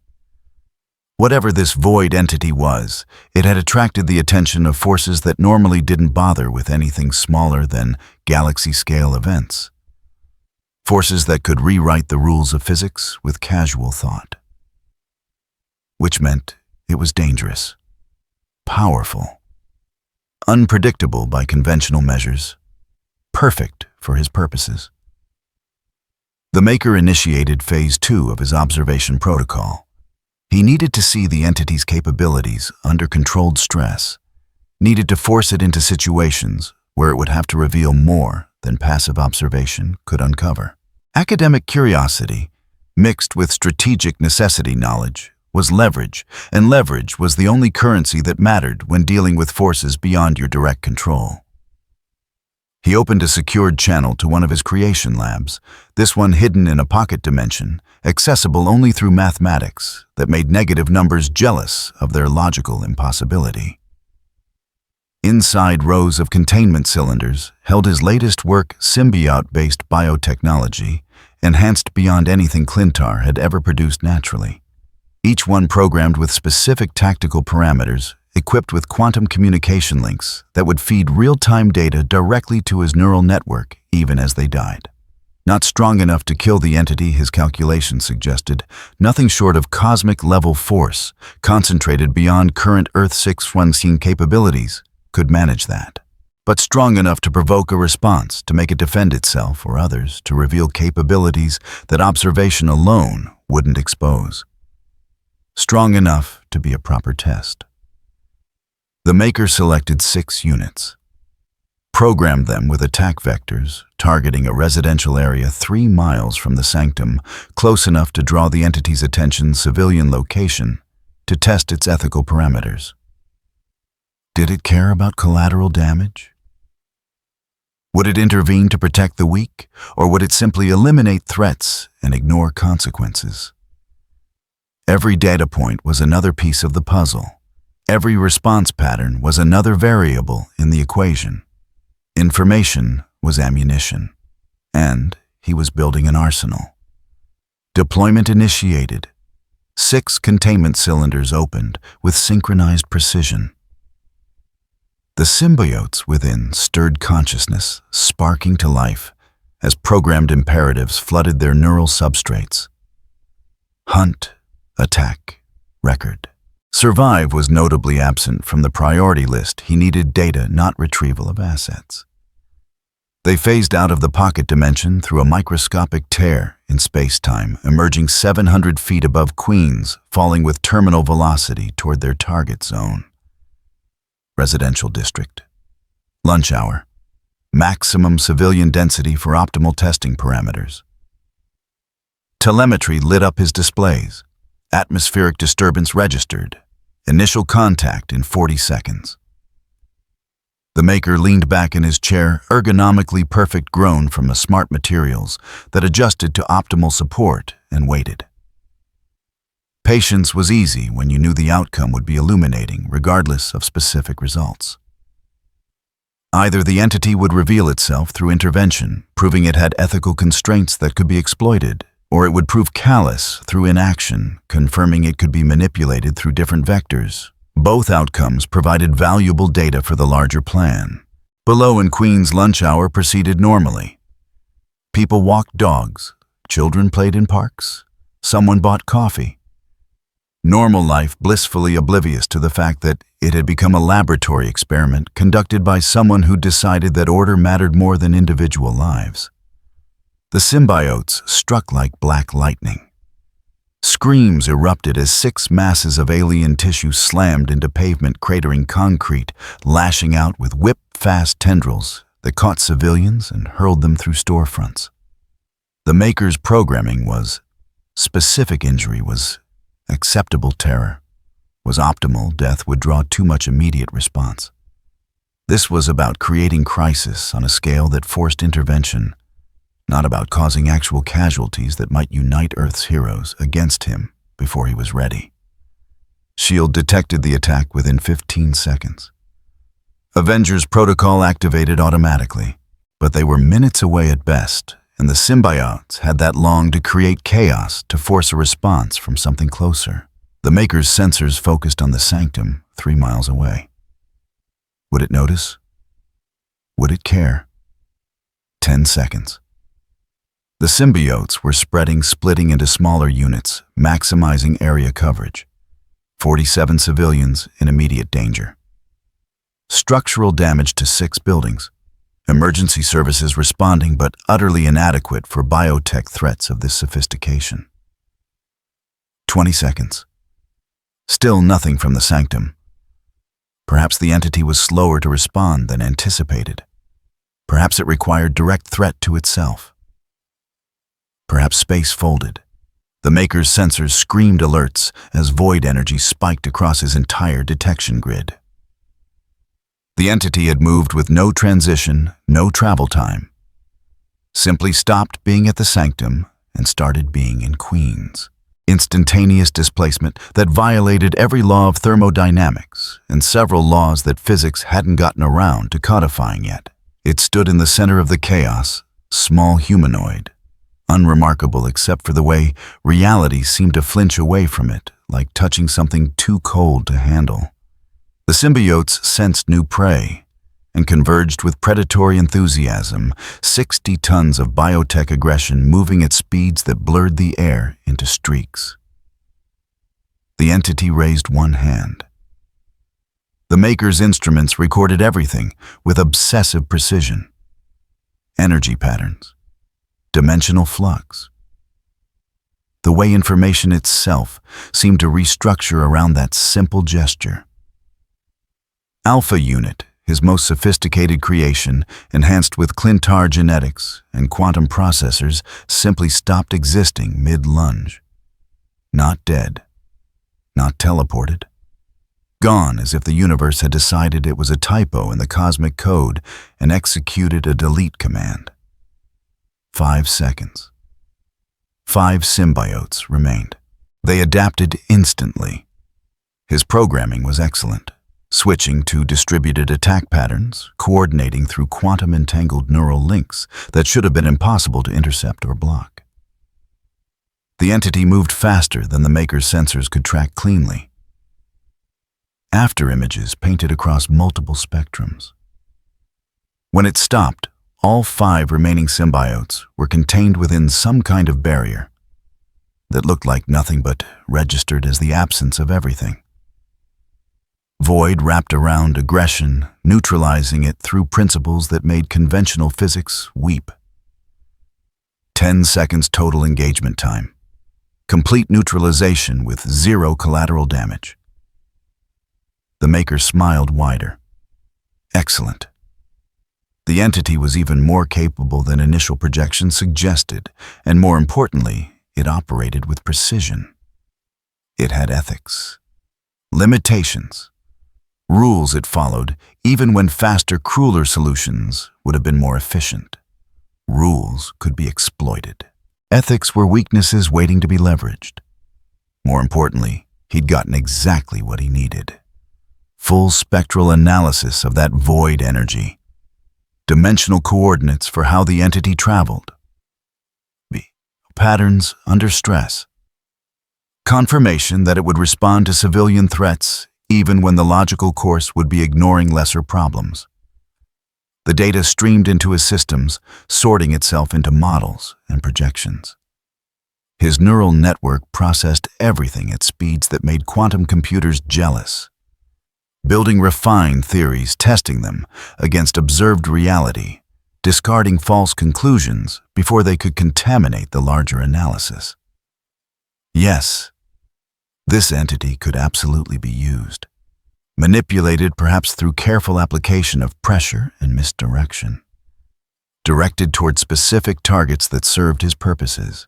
And if manipulation failed, the data he'd gathered would let him design countermeasures, create situations where even something this powerful could be contained or redirected or eliminated if necessary. The multiverse was broken. Earth 616's cosmology was chaos, pretending to be order, held together through narrative convenience and the stubborn refusal of heroes to admit they were just delaying inevitable collapse. But with this entity, with this void that walks operating on principles outside the established framework, perhaps he could finally impose the order reality should have had from the beginning. Perhaps he could finally fix what the Beyonders had broken, what secret wars had failed to properly resolve. The Maker began planning Phase 3. More pressure, more tests. Push the entity further, see where its limits truly lay. Map every capability catalog, every weakness. Understand every pattern until he could predict its responses with mathematical precision. After all, even infinity had edges if you looked hard enough. Even the impossible became mundane once you understood the underlying principles. And Reed Richards, had always been exceptionally good at looking at understanding, at reducing complexity to elegant equations that yielded to proper analysis. The void would be no different. Just another problem waiting to be solved. Just another tool waiting to be wielded by someone with vision enough to see past temporary morality to eternal order. He smiled again, cold and certain. Everything was proceeding exactly as calculated. The attack came at midnight, 3 days after the symbiote test. Rimuru felt the dimensional distortion before the Sanctum's wards registered it, a carefully controlled tear in space, surgical rather than violent, designed to bypass magical defenses by operating on frequencies that mystical infrastructure wasn't calibrated to detect. Clever. Whoever was behind this understood both magic and science well enough to exploit the gap between them. Incoming threat detected. Technology-based dimensional breach. Origin point pocket dimension coordinates unknown. Energy signature matches symbiote deployment from previous incident. Threat assessment, high sophistication, moderate direct danger. Recommend immediate response. Strange was already moving before Rimuru stood the Sorcerer Supreme's combat instincts, honed by decades of defending Earth from things that shouldn't exist. Golden light flared around his hands as he began weaving defensive barriers. But even as the spell forms took shape, Rimuru could see they wouldn't be enough. This wasn't a mystical attack. It was something else entirely. The tear opened not in the sanctum itself, but 3 blocks away in a commercial district emptied by the late hour. Smart targeting far enough to avoid the strongest defenses, close enough to force response positioned where collateral damage would be minimal, but not zero. Whoever planned this understood tactical considerations beyond simple, overwhelming force.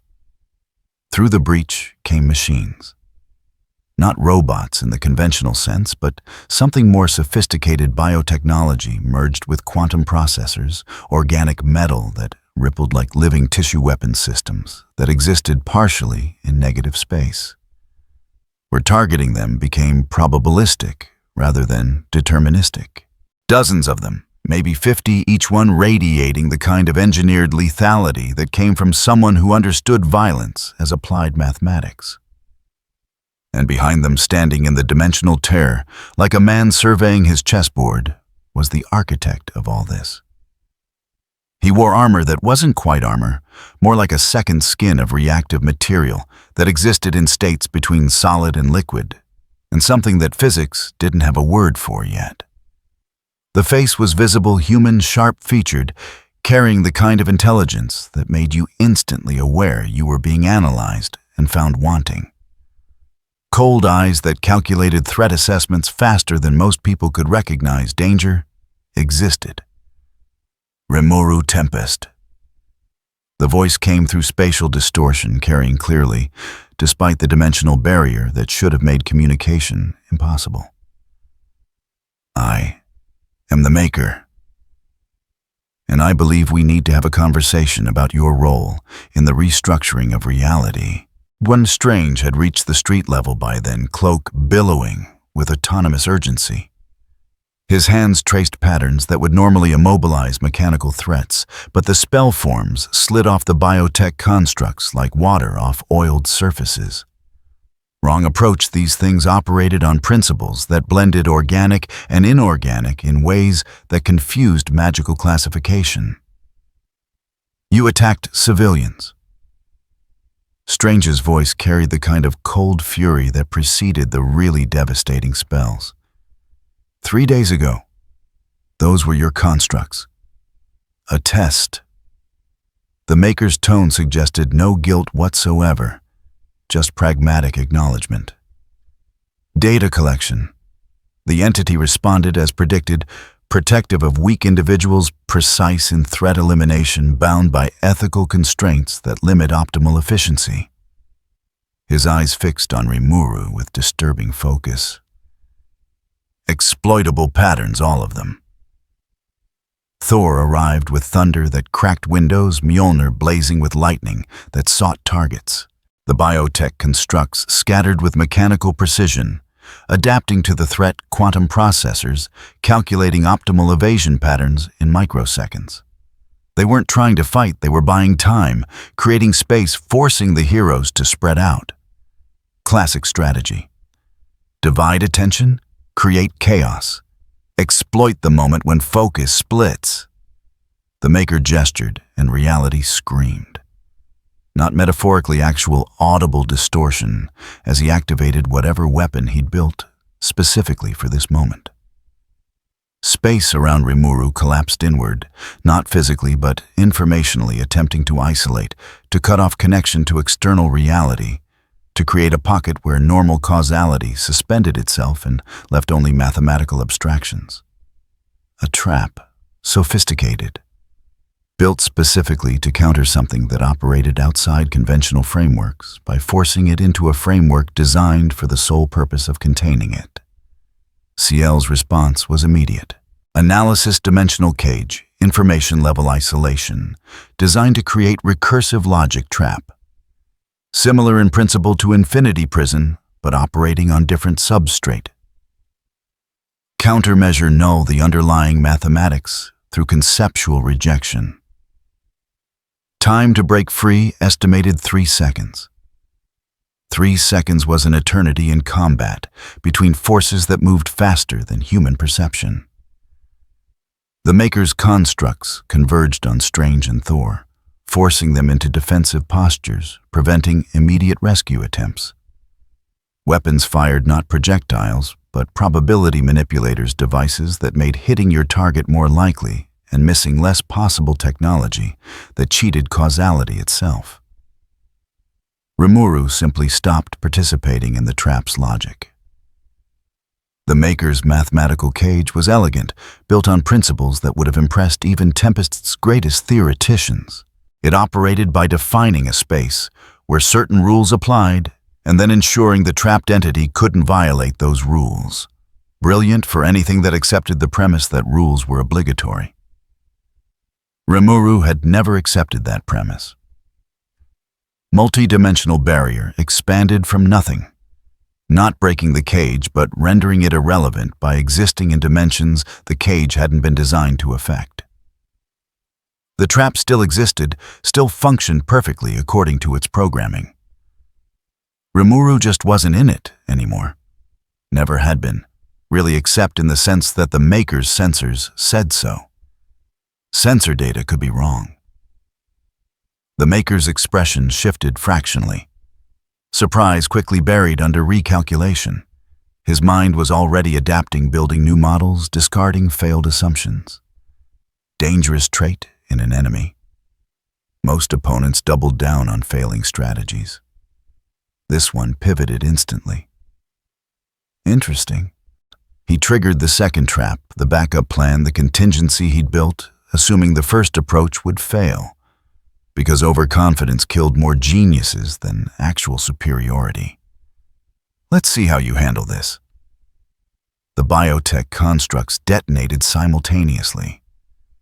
Not explosively, that would have been crude. Instead, they dissolved into quantum foam, into probability states that infected local space-time like a virus, turning a 3-block radius into a zone where causality became negotiable. Where cause and effect stopped following rational sequences.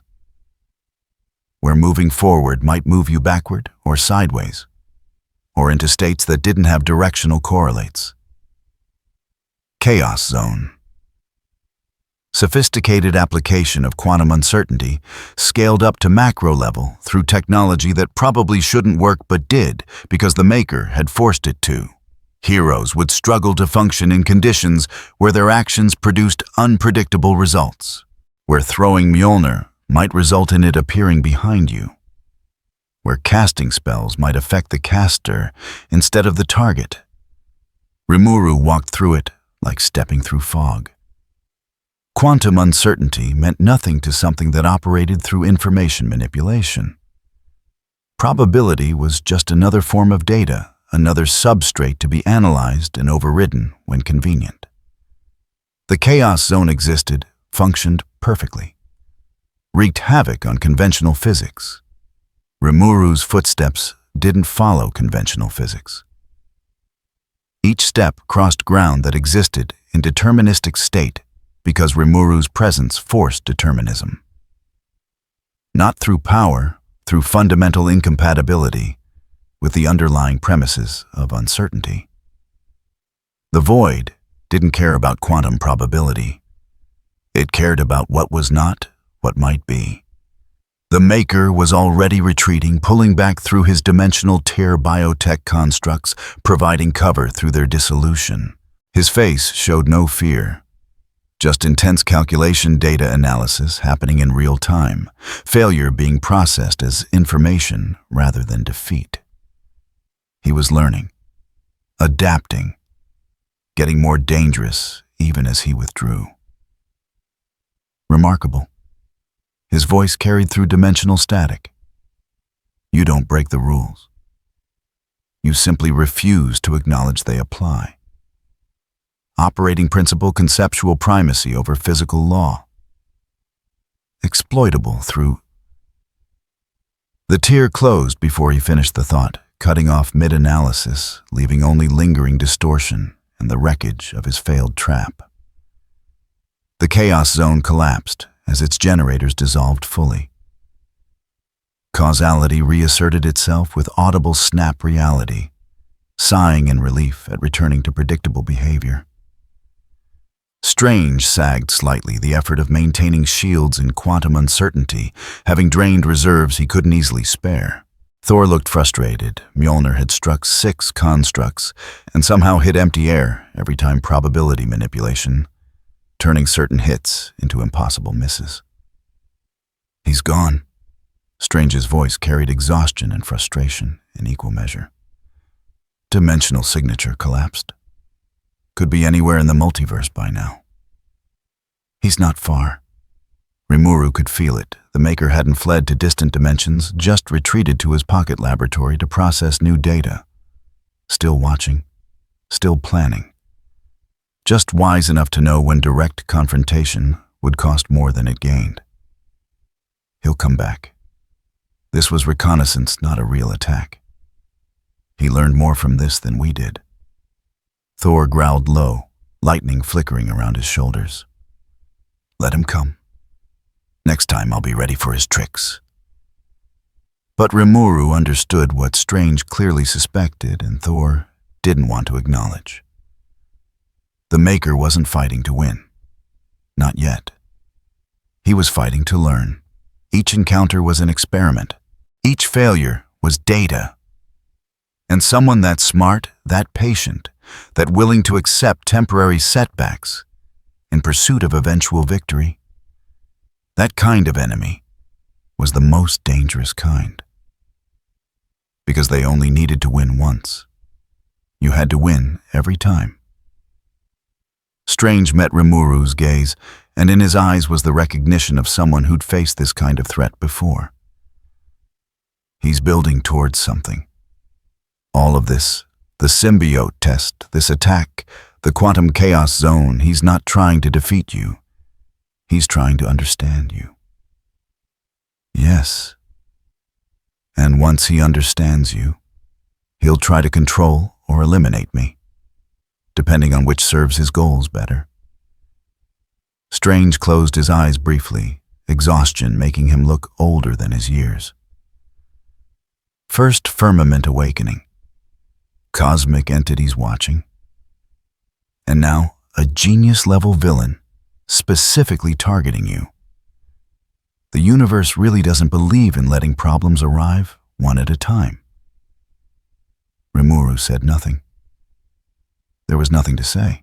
The Maker had retreated, but he'd accomplished his objective, force Rimuru to reveal more capabilities, test response patterns, gather data that would inform future attacks. The next encounter would be worse, more sophisticated, built specifically around the weaknesses he'd identified tonight. Somewhere 17 dimensions away, or right next door, the Maker was already planning Phase 4. And Phase 4 would be considerably less polite than this. Above them, the night sky looked peaceful. Stars shining, moon bright. The kind of scene that suggested everything was fine. Everything was not fine. The real war was just beginning. The dark dimension began to scream 3 hours after the Maker's retreat. Strange felt at first a wrongness in the mystical infrastructure he monitored constantly, like hearing discordant notes in a symphony that should have been harmonious. The dark dimension was always hungry, always pressing against the barriers that kept it from bleeding into Earth's reality. But this was different. This wasn't aggression. This was distress. Something in the dark dimension was afraid. He found Rimuru in the library, surrounded by texts on dimensional theory that the entity probably didn't need, but was reading anyway, with the kind of focused intensity that suggested genuine curiosity, rather than necessity. Golden eyes tracked across pages written in languages that predated human civilization, absorbing information that most sorcerers spent lifetimes failing to fully comprehend. The dark dimension is destabilizing. Strange didn't waste time with preamble.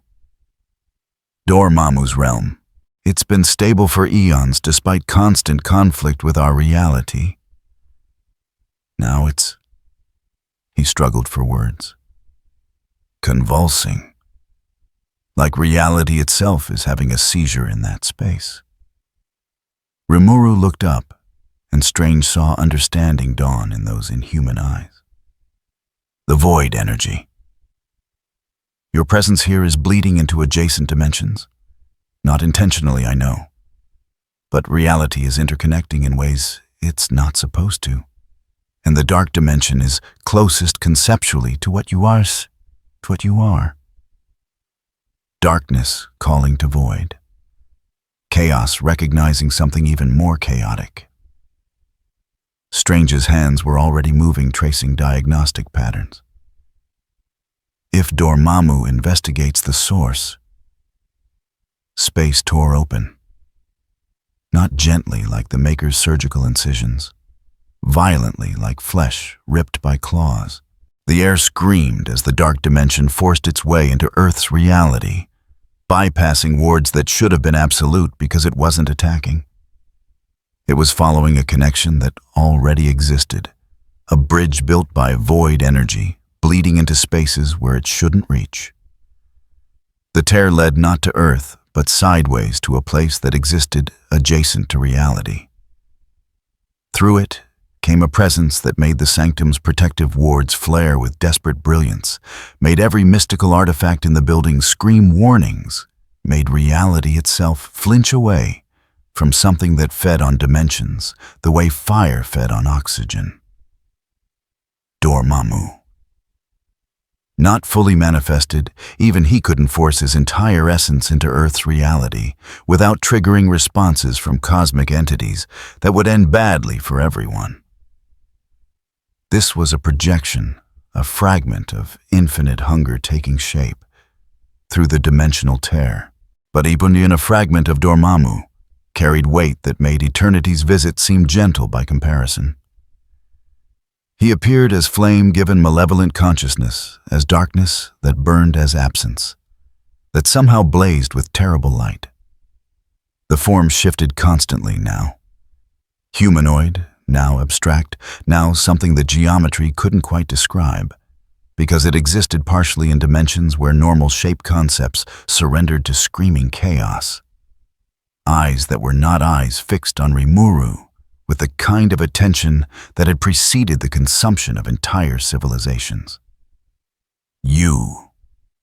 The voice was not sound, but concept, meaning forced directly into consciousness, without bothering with mundane things like air vibration. You are the corruption, the void that bleeds into my realm, the wrongness that makes my dimension scream. Strange was already casting building barriers between Dormammu and Earth's reality, knowing they were probably insufficient, but unable to simply let a dark dimension incursion go unopposed. Golden shields layered themselves in impossible configurations, each one designed to resist specific frequencies of mystical assault. Dormammu ignored them. His attention remained fixed on Rimuru, with the intensity of something that had ruled a dimension for eons and suddenly found its absolute sovereignty questioned. You are not of the dark, not of the light, not of any spectrum I have consumed across infinite cycles. The flame form expanded, trying to encompass Rimuru, trying to analyze through proximity what distant observation couldn't parse. What are you? Dimensional entity detected. Classification conceptual, being sustained by consuming other dimensions. Power level extreme. Threat assessment high in native dimension. Moderate in Earth reality through projection. Current status curious rather than hostile. Recommend diplomatic engagement. Rimuru stood slowly, carefully making no sudden movements that could be interpreted as aggression. Dormammu was dangerous, but not mindlessly violent. He was hunger given consciousness, yes, but hunger could be reasoned with. Sometimes, if you spoke the language of predators. Something that doesn't belong here. The same answer given to Thor, but appropriate for different reasons. My presence is affecting your dimension, not intentionally. Intention is irrelevant. Dormammu's form pulsed with something that might have been anger, or might have been fear, hard to tell with beings that existed partially outside conventional emotional spectrums. The dark dimension bends around your void energy.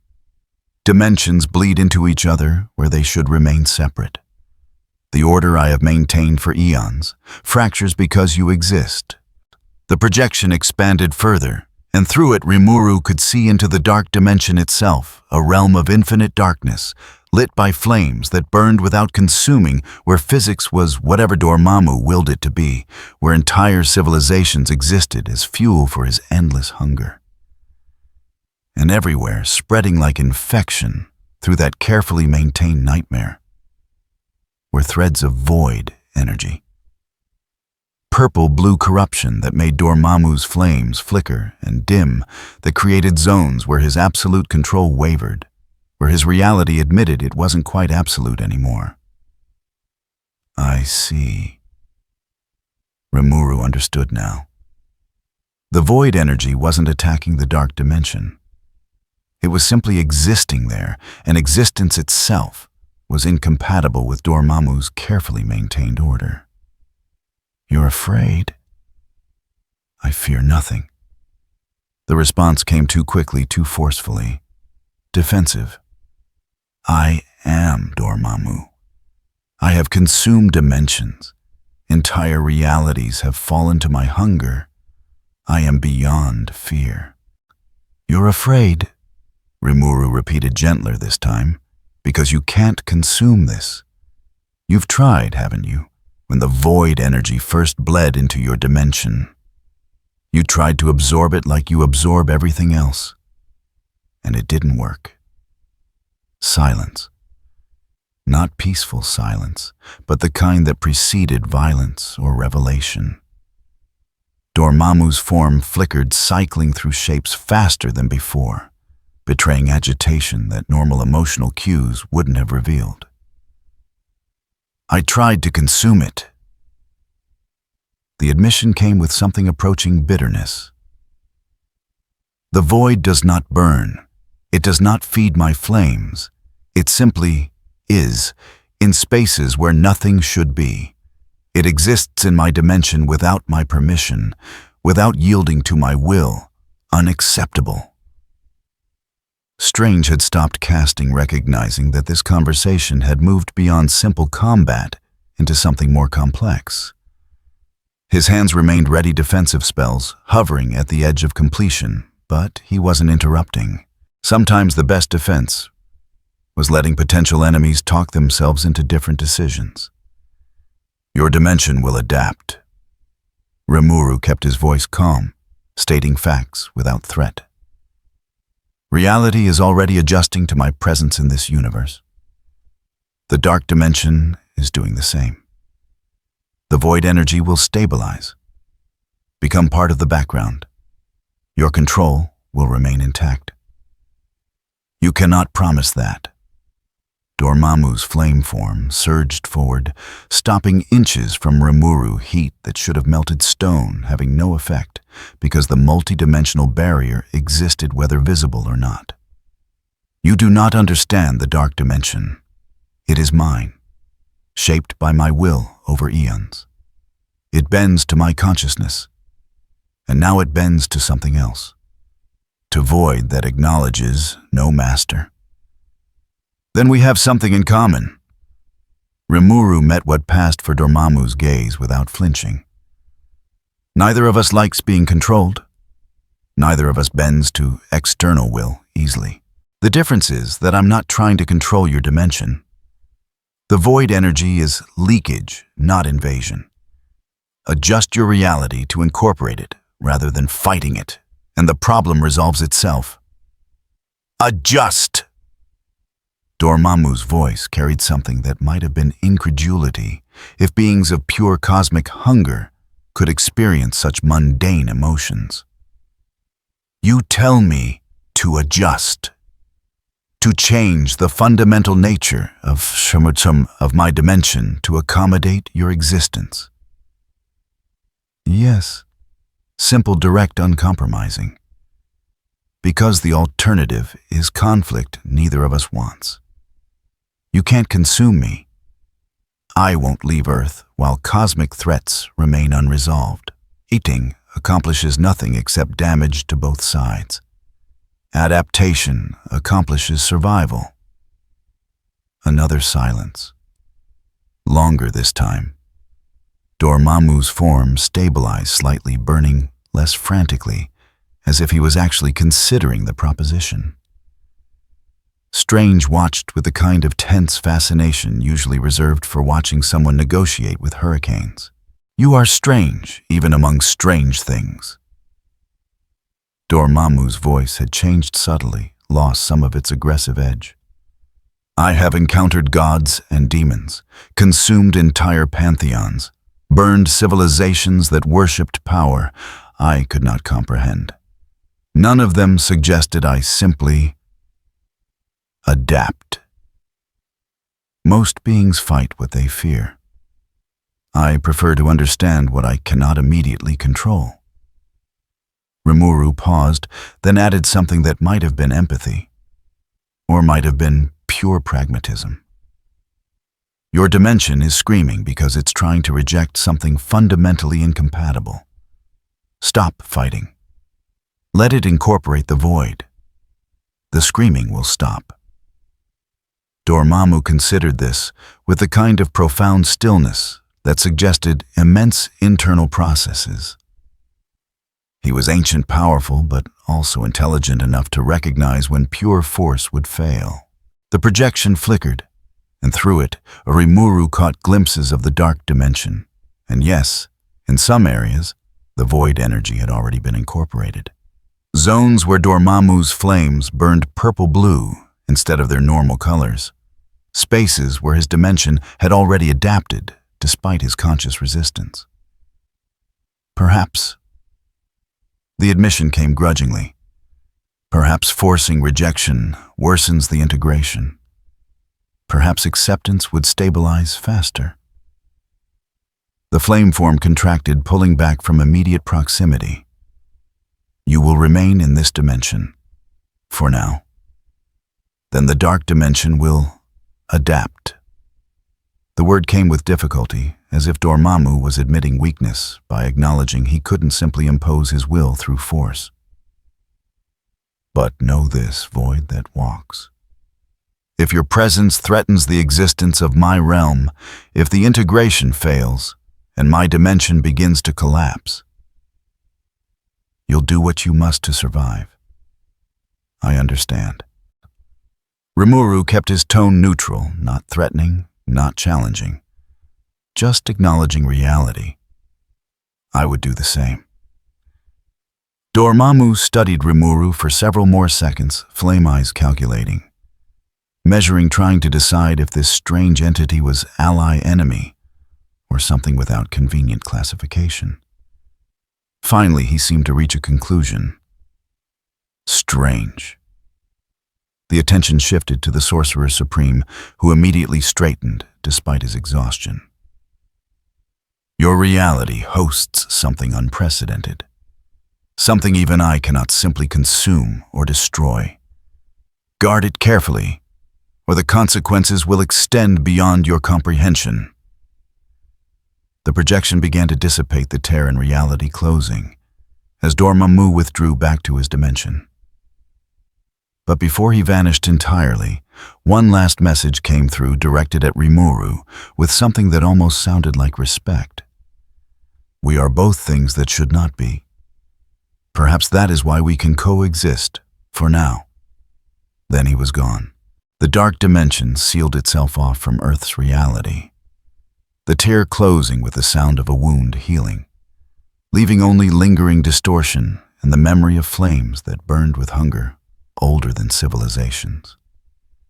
Strange sagged against a bookshelf, exhaustion finally catching up with him.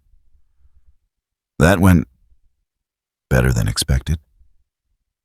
His voice carried the kind of relief usually reserved for surviving execution. Dormammu doesn't usually negotiate. He consumes. The fact that he talked instead of attacking, he recognized something he couldn't consume. Rimuru returned to the chair, picking up the dimensional theory text where he'd left off. Fear makes even predators cautious, and Dormammu is smart enough to know when caution serves better than aggression. Still, Strange looked at where the dimensional tear had been, mystical senses still tracking lingering distortion. The dark dimension is adapting to your presence. Dormammu is adapting. The question becomes, how many other dimensional entities have noticed? How many other realms are experiencing similar disruptions? Rimuru said nothing. The answer was probably all of them, to varying degrees, but stating that aloud wouldn't help anyone feel better about the situation. Outside Manhattan continued its night. Millions of people sleeping unaware that their city had just hosted a negotiation between entities that could have destroyed the entire eastern seaboard as collateral damage from a serious disagreement. In the dark dimension, flames burned purple-blue in some places now. Adapting, incorporating, becoming something new. And in spaces beyond normal perception, Other dimensional entities watched and calculated and made their own decisions about how to respond to the void that walks. The universe was adjusting. Not happily, not easily, but adjusting. For now, that would have to be enough. Reality remembered. That was the only way to describe what happened when the first firmament woke fully. Not attacked, not invaded. Simply remembered that it had existed before the current cosmic order, before the multiverse had fractured into infinite variations, before the Celestials had rebelled and shattered the original unified cosmos into the chaotic mess that current reality called normal. And remembering it, reached out to reclaim what had been stolen. The sky over Manhattan didn't tear or crack. It inverted. Blue became something that had no name in human language, a color that existed before the visible spectrum was defined, before light itself had learned to behave according to physical laws. The sun continued shining, but its light felt wrong. Ancient carrying wavelengths that made people's eyes water and their minds ache with the wrongness of perceiving something that predated perception itself. Strange felt it in the sanctum's deepest foundations, a shuddering that went beyond physical vibration, beyond mystical disturbance into something that made the concept of here and there start to feel negotiable. The wards that had held for centuries began to flicker, not because they were failing, but because the rules they were built on were being questioned by something old enough to remember when those rules didn't exist. "It's here." His voice came out barely above a whisper, carrying the kind of existential dread usually reserved for watching the universe end. First firmament. The original cosmos. It's manifesting. Rimuru was already moving toward the window, golden eyes tracking changes in reality that most beings couldn't even perceive. Ciel's analysis ran at speeds that would have melted normal processors, trying to categorize something that existed outside every framework, every model, every theoretical construct that defined what existence meant. Error. Unable to classify entity. Power signature predates observable universe parameters. Dimensional framework, incompatible with current reality substrate. Threat level, absolute. Recommendation, extreme caution. This entity created the rules that define reality itself. Through the window, they could see it taking shape not in physical space, but in conceptual space that overlapped physical reality like a ghost image. Vast beyond measurement, ancient beyond comprehension. The first firmament wasn't arriving from somewhere else. It was remembering that it was already here, had always been here, before here meant anything specific. The form defied description because it predated the need for forms. Sometimes it looked like infinite corridors of crystalline perfection stretching into forever. Sometimes like a single point of absolute unity, from which all complexity had been unwillingly born. Sometimes like nothing at all, just the impression of presence so overwhelming that space itself bent in acknowledgement. And everywhere it touched, reality began to revert. Buildings flickered between their current state and simpler, more unified versions. The Chrysler Building existed simultaneously as modern Art Deco and as pure geometric ideal. Cars on the streets phased between machines and abstract concepts of movement and purpose. People looked up in confusion as their own forms wavered, catching glimpses of what they might have been if existence followed different, older, simpler rules. It senses you. The voice came from everywhere and nowhere, older than eternity's voice, carrying weight that made Dormammu's presence feel gentle by comparison. Not hostile. The first firmament was beyond hostility in the way that oceans were beyond individual droplets. Just aware, curious, certain. The void, the absence, the wrongness that exists outside pattern. You are why I wake. Time. Thor materialized on the rooftop in a crash of thunder, Mjolnir blazing with lightning that looked pitifully small against the cosmic backdrop, now overlaying Manhattan. His face carried the expression of someone who'd seen Ragnarok and thought nothing could be worse, now forced to reconsider that assessment. All-Father, preserve us. His voice barely carried over the sound of reality groaning under the weight of something it was never designed to contain. This is beyond anything in Asgard's legends, beyond anything the Norns ever saw in their visions of doom. Carol Danvers streaked in at light speed, still glowing with absorbed, stellar energy that suddenly seemed laughably inadequate. Tony followed in his armor Friday, probably screaming alerts that made no sense. Because how do you quantify something that predates the existence of numbers? Strange was already casting weaving protective barriers not around the sanctum, but around Manhattan itself, trying to shield 8 million people from being accidentally erased when reality finished remembering what it used to be. His hands moved through spell sequences that would have taken hours normally compressed into desperate seconds. Rimuru! Strange's voice carried the weight of someone making a decision they'd rather not make. If you're going to do something now, would be the time. Because in approximately 3 minutes, the first firmament is going to finish manifesting fully. And when that happens, Earth as we know it stops existing. Eternity appeared without preamble, its projection manifesting beside the first firmament like a child standing next to its parent. No words, just presence. The current cosmic order, acknowledging the original cosmic order. The rebel facing the authority it had overthrown eons ago. The jury-rigged reality meeting the perfect unity it had shattered to create diversity. From conceptual spaces that hurt to perceive directly other entities gathered. The living tribunal's attention focused with laser intensity. Infinity manifested opposite eternity.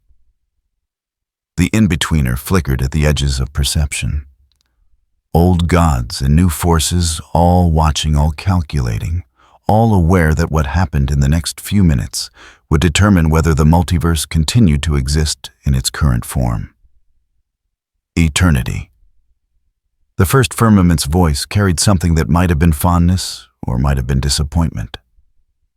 Child of rebellion, architect of chaos, you have built a reality of infinite variations where once there was perfect unity. Does it please you this disorder you created? Eternity said nothing. What could it say? The first firmament was correct. The multiverse was chaos compared to the perfect unified cosmos that had existed before the Celestials' rebellion. Chaos that allowed growth and change and diversity. Chaos that made existence interesting rather than static. But chaos nonetheless. The void entity. The first firmament's attention returned to Rimuru with weight that made the air itself compress. You operate outside my framework. Outside eternity's framework. Outside all frameworks that define existence within this reality. You are unprecedented. Rimuru stepped forward, moving through Strange's protective barriers, as if they weren't there, standing on ground that flickered between concrete and abstract concept of foundation. The Avengers tensed, ready for combat that would probably be instantly fatal, but unwilling to simply surrender without trying. I am. Simple acknowledgement. No fear, no aggression, just stating fact. I don't belong in your cosmos, old or new. I'm from outside entirely. Yes. Something that might have been satisfaction rippled through the first firmament's impossible form. Outside, beyond. Operating on principles that predate even my existence. You are proof that the chaos eternity created has value. something I never could have produced within my perfect unity. You could not exist in the cosmos I built. You are diversity made manifest. Silence fell across Manhattan, across the cosmic entities watching. Even the first firmament's reality reversion effects paused, building, stabilizing people's forms, solidifying back into their current states. I awakened because your presence disturbed the barriers between realities. The first firmament's voice had changed subtly, lost some of its absolute certainty. I sensed void energy bleeding into spaces where nothing should exist. I thought it was an attack on the fundamental order. I thought chaos had finally produced something that threatened all existence. It wasn't an attack. Rimuru kept his voice calm, explaining rather than defending. Just presence. Just existing in a space that wasn't designed for me. I know. The first firmament's form shifted, and for a moment it looked almost contemplative, if beings that predated contemplation itself could be said to contemplate. I have observed. You do not seek to destroy or control, you simply are, existing outside frameworks without attempting to impose new ones. It is instructive. Eternity's projection flickered with what might have been surprise. The living tribunal's attention intensified. Nobody had expected this. The first firmament waking to destroy the current cosmic order, yes. But waking to observe to learn that was unprecedented. The multiverse is flawed. The first firmament's voice carried less absolute authority, now more consideration. Eternity's rebellion created infinite variations where once there was singular perfection. Chaos. Disorder. Suffering born from diversity that need not exist. But also growth. Rimuru gestured at Manhattan, at the people below who were slowly starting to breathe normally again. Progress, change, the unexpected, things that couldn't exist in perfect unity. Is perfection worth the cost of stagnation? I thought so. For eons I was certain. The first firmament's form contracted slightly, pulling back from the reality reversion it had been imposing. But you are proof that chaos can produce something truly outside, truly unique, something I never could have created within my perfect order. Strange watched with the kind of shocked fascination usually reserved for witnessing the impossible. The first firmament, the original cosmos, the perfect unity, the absolute authority that had ruled before the multiverse existed, was reconsidering its position, was being convinced that maybe possibly the current chaotic reality had value, by an entity that shouldn't exist in any reality at all. What happens now? Tony's voice came through speakers that still worked, despite reality having nearly stopped following the rules that made electronics possible. Do you go back to sleep? Try to destroy the multiverse anyway. What's the endgame here? I remember now why I allowed the Celestials to rebel. The first firmament's voice carried something approaching regret. I was perfect, unified, absolute, but unchanging. Eternal stagnation dressed as eternal perfection. They sensed it before I did. They broke my unity to create possibility. The form began to fade, not retreating, but choosing to unmanifest, to return to the conceptual spaces where it had slept for so long. But before it vanished entirely, one last message came through, directed at Rimuru, but audible to all. Continue existing, void that walks. Your presence reminds all of us, ancient and new alike, that existence is larger than any framework can contain, that there are always possibilities beyond our comprehension, that perfection is not the highest goal. Then it was gone. The pressure lifted. The sky returned to normal blue. Buildings solidified into their proper forms. Reality stopped flickering between states and settled back into comfortable, familiar chaos. Eternity's projection turned toward Rimuru, and though it had no face, the sense of profound relief was palpable. You convinced the first firmament to accept the multiverse's continued existence. With words, through example, simply by being something that shouldn't be possible. I didn't do anything. Rimuru's tone carried genuine confusion. I just answered questions. You existed. Strange's voice was hoarse, drained by the effort of maintaining shields he'd never had to use. That's all you did. But sometimes existence itself is enough. Sometimes being proof that the impossible can happen is more powerful than any weapon or spell. Thor lowered Mjolnir, finally lightning dissipating. The first firmament came to destroy. Instead it learned, because it met something that could not have existed in the reality it preferred. He shook his head slowly. I have lived over 1,000 years, fought beside gods and monsters. This is the strangest victory I have ever witnessed. Carol descended to the rooftop, stellar energy fading to normal levels. So we're not being erased from existence, and reality isn't being reverted to some cosmic HOA's perfect neighborhood plan. She looked around at Manhattan, at the people below, who were already starting to forget exactly what had just nearly happened. I'll take it. Tony's faceplate retracted, revealing an expression caught between relief and the kind of exhausted confusion that came from surviving something you didn't fully understand. Friday marked this date. The day an entity from outside reality prevented the apocalypse through passive example. Because if I don't write this down, I won't believe it happened. Confirmed. Recording transcript. Cosmic extinction event prevented through philosophical discussion with original cosmos. Probability of this scenario before today, 0. Current probability assessment, apparently it already happened, so 100%.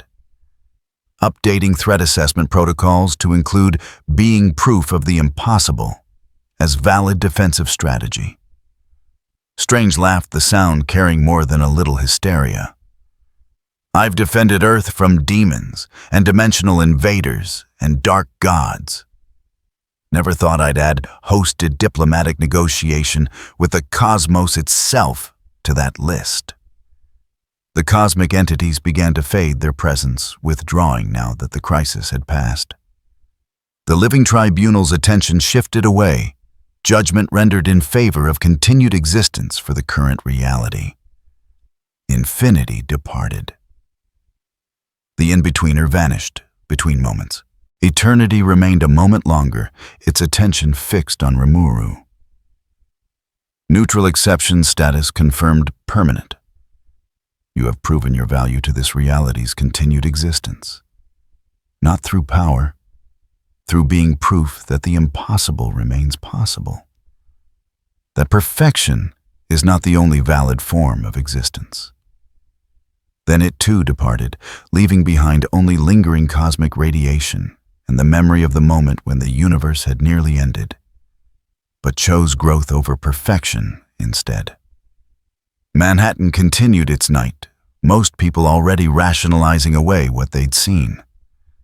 Mass hallucination, aurora borealis, swamp gas.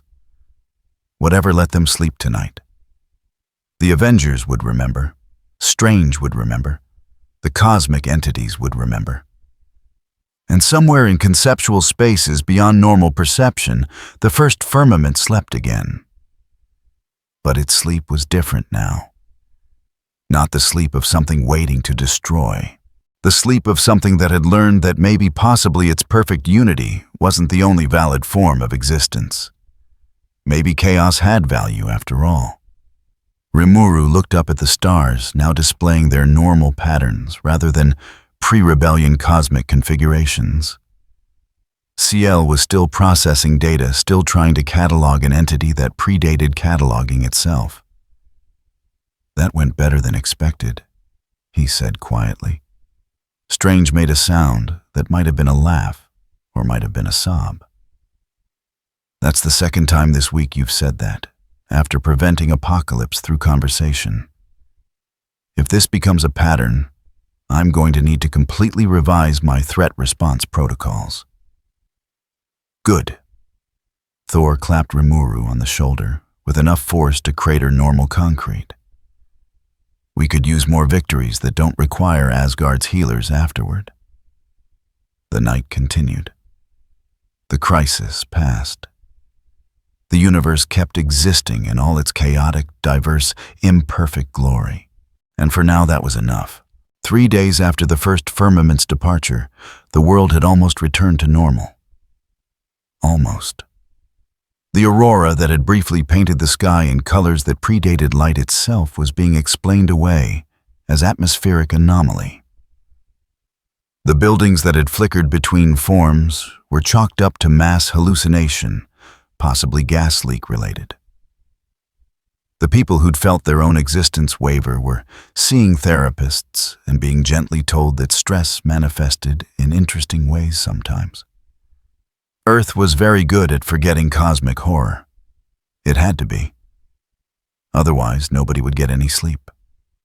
Rimuru sat on the sanctum's roof, watching the sunrise paint Manhattan in shades of orange and gold that were thankfully within normal visible spectrum parameters. The city sprawled below 8 million people, starting their day rushing to jobs and schools and appointments, living their lives in comfortable ignorance of how close they'd come to being uncreated. CL's analysis continued in the background, processing everything that had happened over the past week. The celestial husk, the Maker's tests, Dormammu's adaptation, the first firmament's awakening.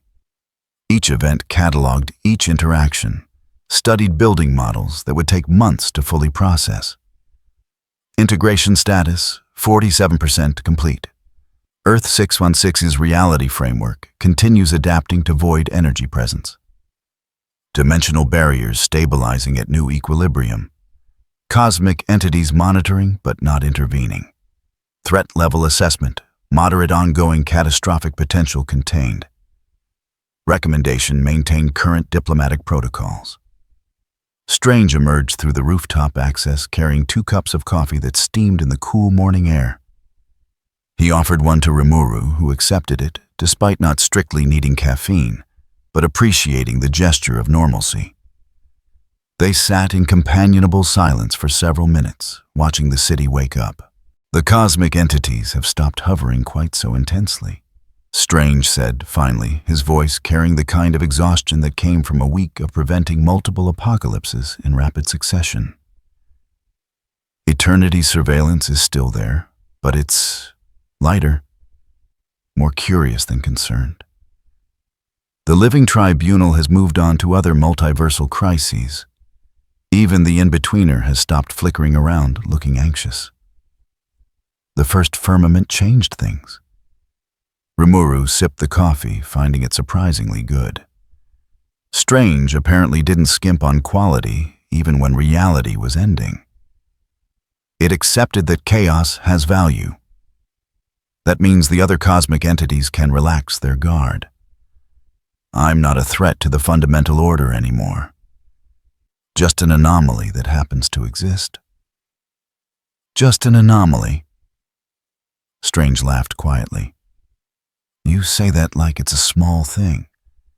You're an entity from outside reality that convinced the original cosmos itself to accept the multiverse's continued existence. Through conversation, most people can't convince their neighbors to keep the noise down. Different scales, same principle.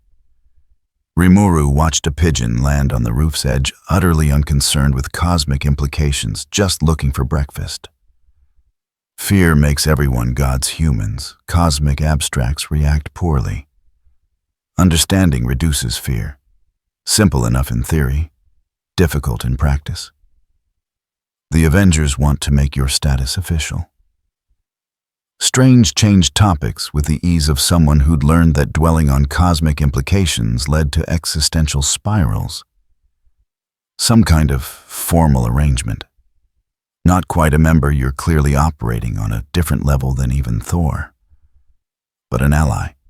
Someone they can call on when things get properly catastrophic. And, in return, they don't try to contain or eliminate you. They help explain your presence to the world when necessary. They provide political cover with governments who want to know why there's a cosmic-level entity living in Greenwich Village. Strange smiled slightly.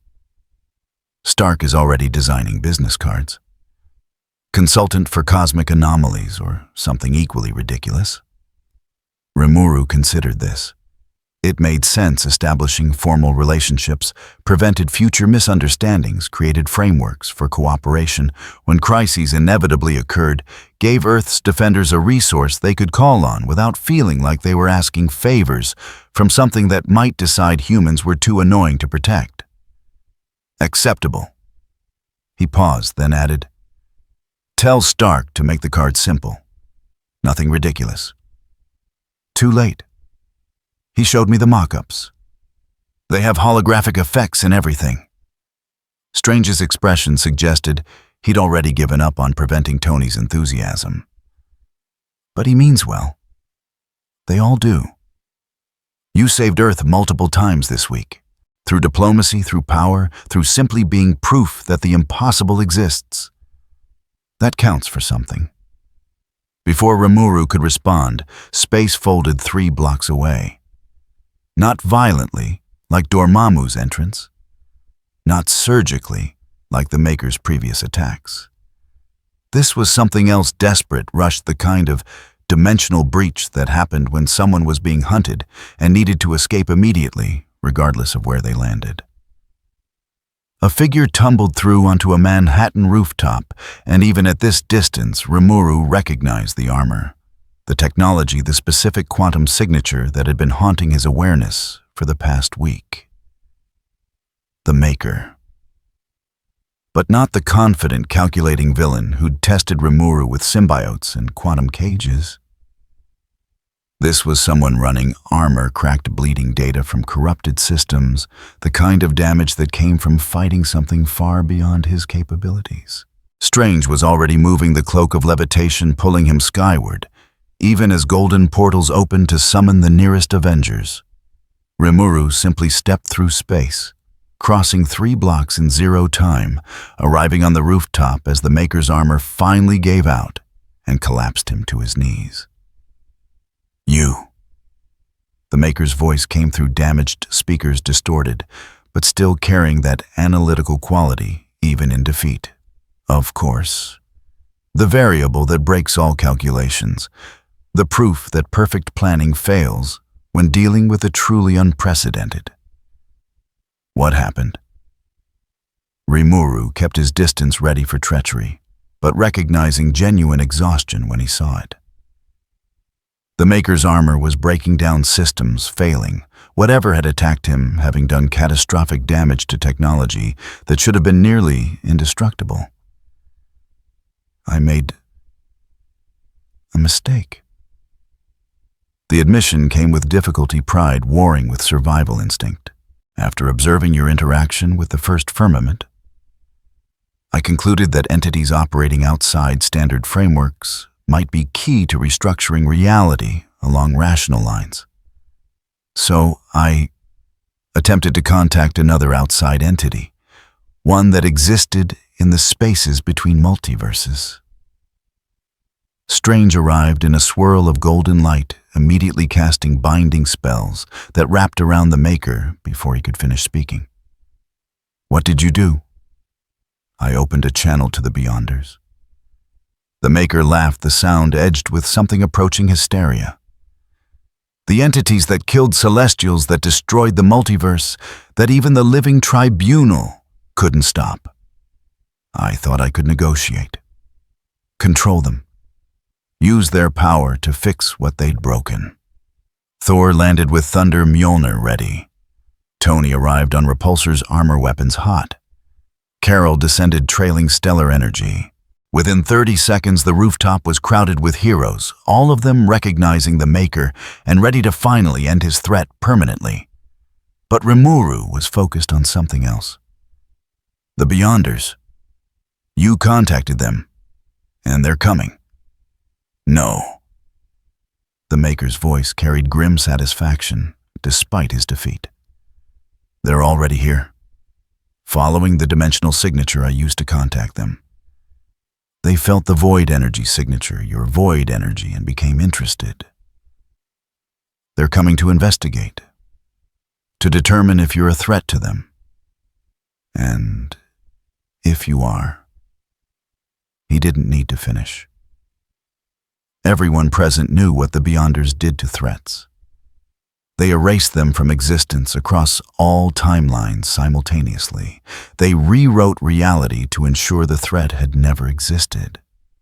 They were extinction made manifest. How long? Strange's voice was tight with the kind of fear that came from knowing exactly how catastrophic this could become. Minutes, maybe less. They move through dimensions faster than conventional travel allows. They'll manifest at the strongest concentration of void energy, which means space screamed. Not metaphorically, actual audible distortion as reality tore open in 3 places, simultaneously precise dimensional breaches that made the Maker's technology look like stone tools by comparison. Through them came presences that made even the first firmament seem almost comprehensible. The Beyonders. They appeared as ivory-white figures, humanoid but wrong, in ways that made the brain hurt trying to process. Perfect symmetry that suggested geometric ideals rather than organic growth. Eyes that were not eyes, but perception made manifest. Mouths that had never needed to speak because they rewrote reality through will alone. 3 of them. Just 3. The entire multiverse had barely survived the full swarm. 3 was apocalyptic enough. They studied Rimuru with the kind of attention that preceded either immediate destruction or equally immediate experimentation. Analysis that went deeper than quantum level, deeper than informational substrate, trying to parse something that their frameworks insisted should not be possible. One spoke. Not in words, but in concepts forced directly into consciousness. Outside. Another contributed its assessment. Unclassified. The third completed the thought. Must be understood or eliminated. Rimuru stood very still, feeling the weight of their analysis, their determination to categorize or destroy. CL's systems were screaming warnings, trying to calculate survival probabilities against entities that had killed living tribunals and shattered multiverses. Threat level beyond absolute. These entities operate on principles that allow reality manipulation at fundamental level. Direct confrontation, probability of success, estimated 3%. Diplomatic resolution probability, unknown. Recommendation attempt, communication while preparing defensive protocols. The Avengers surrounded Rimuru, instinctively knowing they were utterly outclassed, but unwilling to simply surrender without trying. Strange was already weaving the most powerful shields he knew, barriers that might buy them seconds. Thor called lightning that could shatter moons.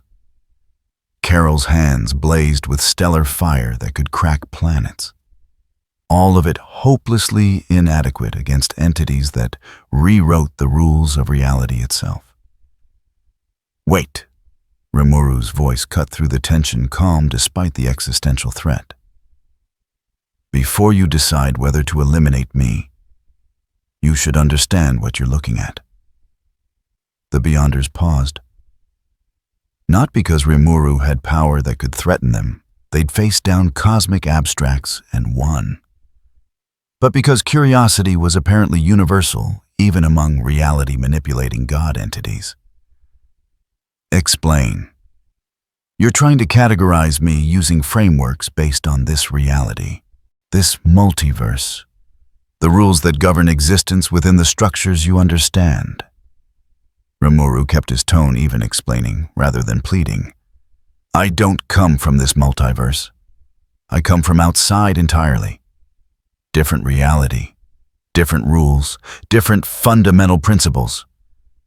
The Beyonders exchanged glances that suggested communication beyond human perception. Processing, calculating, trying to reconcile their observations with this new information. You destroyed the previous multiverse because you saw it as broken, flawed, needing to be rewritten. Rimuru continued, sensing an opening. But destruction isn't the only response to something you don't understand.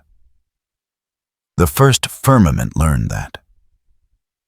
It could have destroyed the current multiverse to restore its perfect unity. Instead, it chose to accept that diversity has value. Diversity creates weakness. Diversity creates possibilities you couldn't achieve through uniformity. Rimuru gestured at the heroes surrounding him. Gods and humans, and hybrids, technology and magic and power, drawn from a dozen different sources. These beings survived your attack on the multiverse, not through matching your power, but through adapting, through finding solutions you didn't anticipate, through being proof that chaos can overcome order when necessary. Chaos is inefficient. Chaos is creative. Strange's voice joined Rimuru's, the Sorcerer Supreme, finding his courage despite facing down entities that had killed the living tribunal. You're powerful. Maybe more powerful than anything in this reality. But you're bound by your own frameworks, your own rules. You can only imagine solutions that fit within your understanding of how reality should work. Rimuru continued the thought. I exist outside your frameworks. That makes me unprecedented from your perspective. But it also makes me proof that there are forms of existence you haven't encountered, principles you don't fully understand, possibilities beyond your current comprehension. The Beyonders were silent for several seconds, an eternity for entities that processed information faster than light traveled. Finally, one spoke. Unprecedented does not equal threat. Another added its assessment. Outside origin entity operates on principles beyond current multiversal framework. Elimination would destroy potential knowledge. Study is preferable. The third sealed the decision. You will be observed, not eliminated. Your continued existence provides data on realities beyond our current experience. You are useful. And just like that, the crisis passed. The Beyonders withdrew through their dimensional tiers, leaving behind only lingering spatial distortion and the memory of how close Earth had come to being erased from existence across all timelines. The Maker, still bound in Strange's magic, laughed quietly. You did it again. Convinced extinction-level entities to spare you through conversation. Through being proof that the impossible exists. He shook his head slowly. I tried to use you as a weapon. Instead, you became the solution to the problem I created. Poetic. Thor lowered Mjolnir, lightning dissipating. I am beginning to think that Rimuru's greatest power is not the void, not the dimensional manipulation, but simply the ability to make cosmic entities stop and actually think before destroying everything. It's a remarkable skill. Tony's faceplate retracted, revealing an expression caught between relief and exhausted disbelief. We should bottle it, sell it. How to Prevent Apocalypse Through Philosophical Discussion, a memoir by Rimuru Tempest. It'd be a bestseller. As Strange began securing the Maker for transport to a proper holding facility, one that could actually contain someone of his intelligence and resources.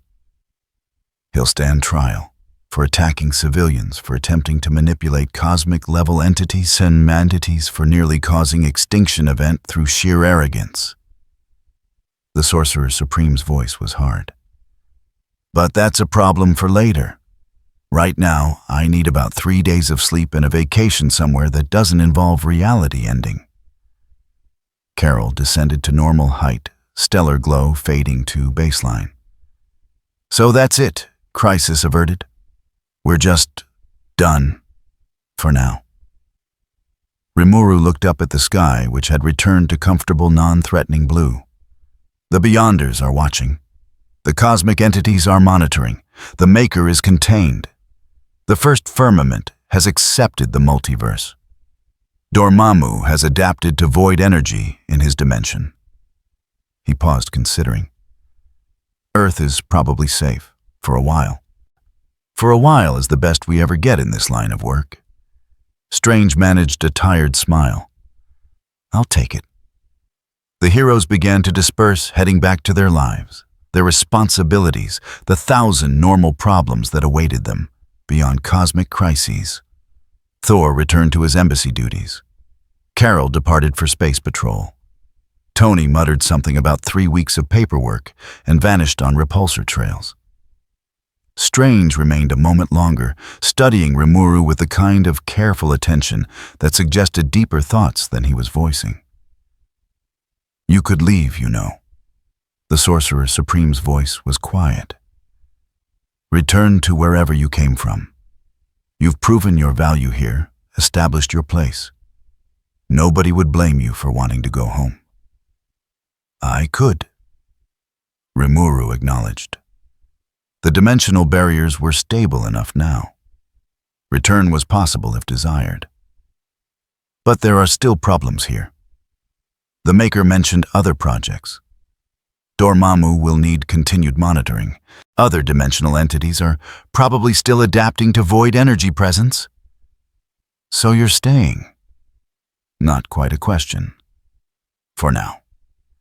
Rimuru returned his attention to the sunrise to Manhattan, waking up to 8 million people who had no idea they'd been saved multiple times this week by an entity that shouldn't exist, having conversations with cosmic forces. Earth is interesting. Its problems are interesting. And I'm curious to see what happens next. Strange laughed quietly. Well, on behalf of Earth and all its confused inhabitants, thank you for your curiosity. And for preventing extinction events through sheer force of philosophical debate. He opened a portal back to the sanctum, paused, then looked back. The official paperwork is being processed. You'll have legal status within Earth systems, protection under international law, access to Avengers resources if needed. Stark really is making business cards. Tell him to keep it simple. I already told you too late. Strange stepped through the portal, leaving Rimuru alone on the rooftop with the sunrise and the city and the comfortable knowledge that, for now at least, reality was stable. Ciel continued processing data in the background, building models, analyzing interactions, preparing for whatever came next, because something always came next. That was the nature of existence in a reality that had chosen chaos over perfection, growth over stagnation. Below, someone was walking their dog. A taxi honked. A coffee shop opened. Normal life blissfully unaware of cosmic implications. Rimuru smiled slightly. This reality had value, problems worth solving, people worth protecting, questions worth investigating. He'd stay, for now, see what happened next. The universe continued existing in all its chaotic, diverse, imperfect glory. And somewhere in spaces beyond normal perception, cosmic entities watched with a mixture of concern, curiosity, and something that might have been approval. The void that walks had found a place in Earth 616's reality. Not through conquest, not through force, through simply being proof that the impossible could exist. That perfection wasn't the only valid form of existence. That sometimes the best solution to cosmic problems was just to talk, to understand, to accept that reality was bigger than any single framework could contain. The sun rose higher, painting Manhattan in normal, comfortable light. Everything was fine, for now. And now was enough.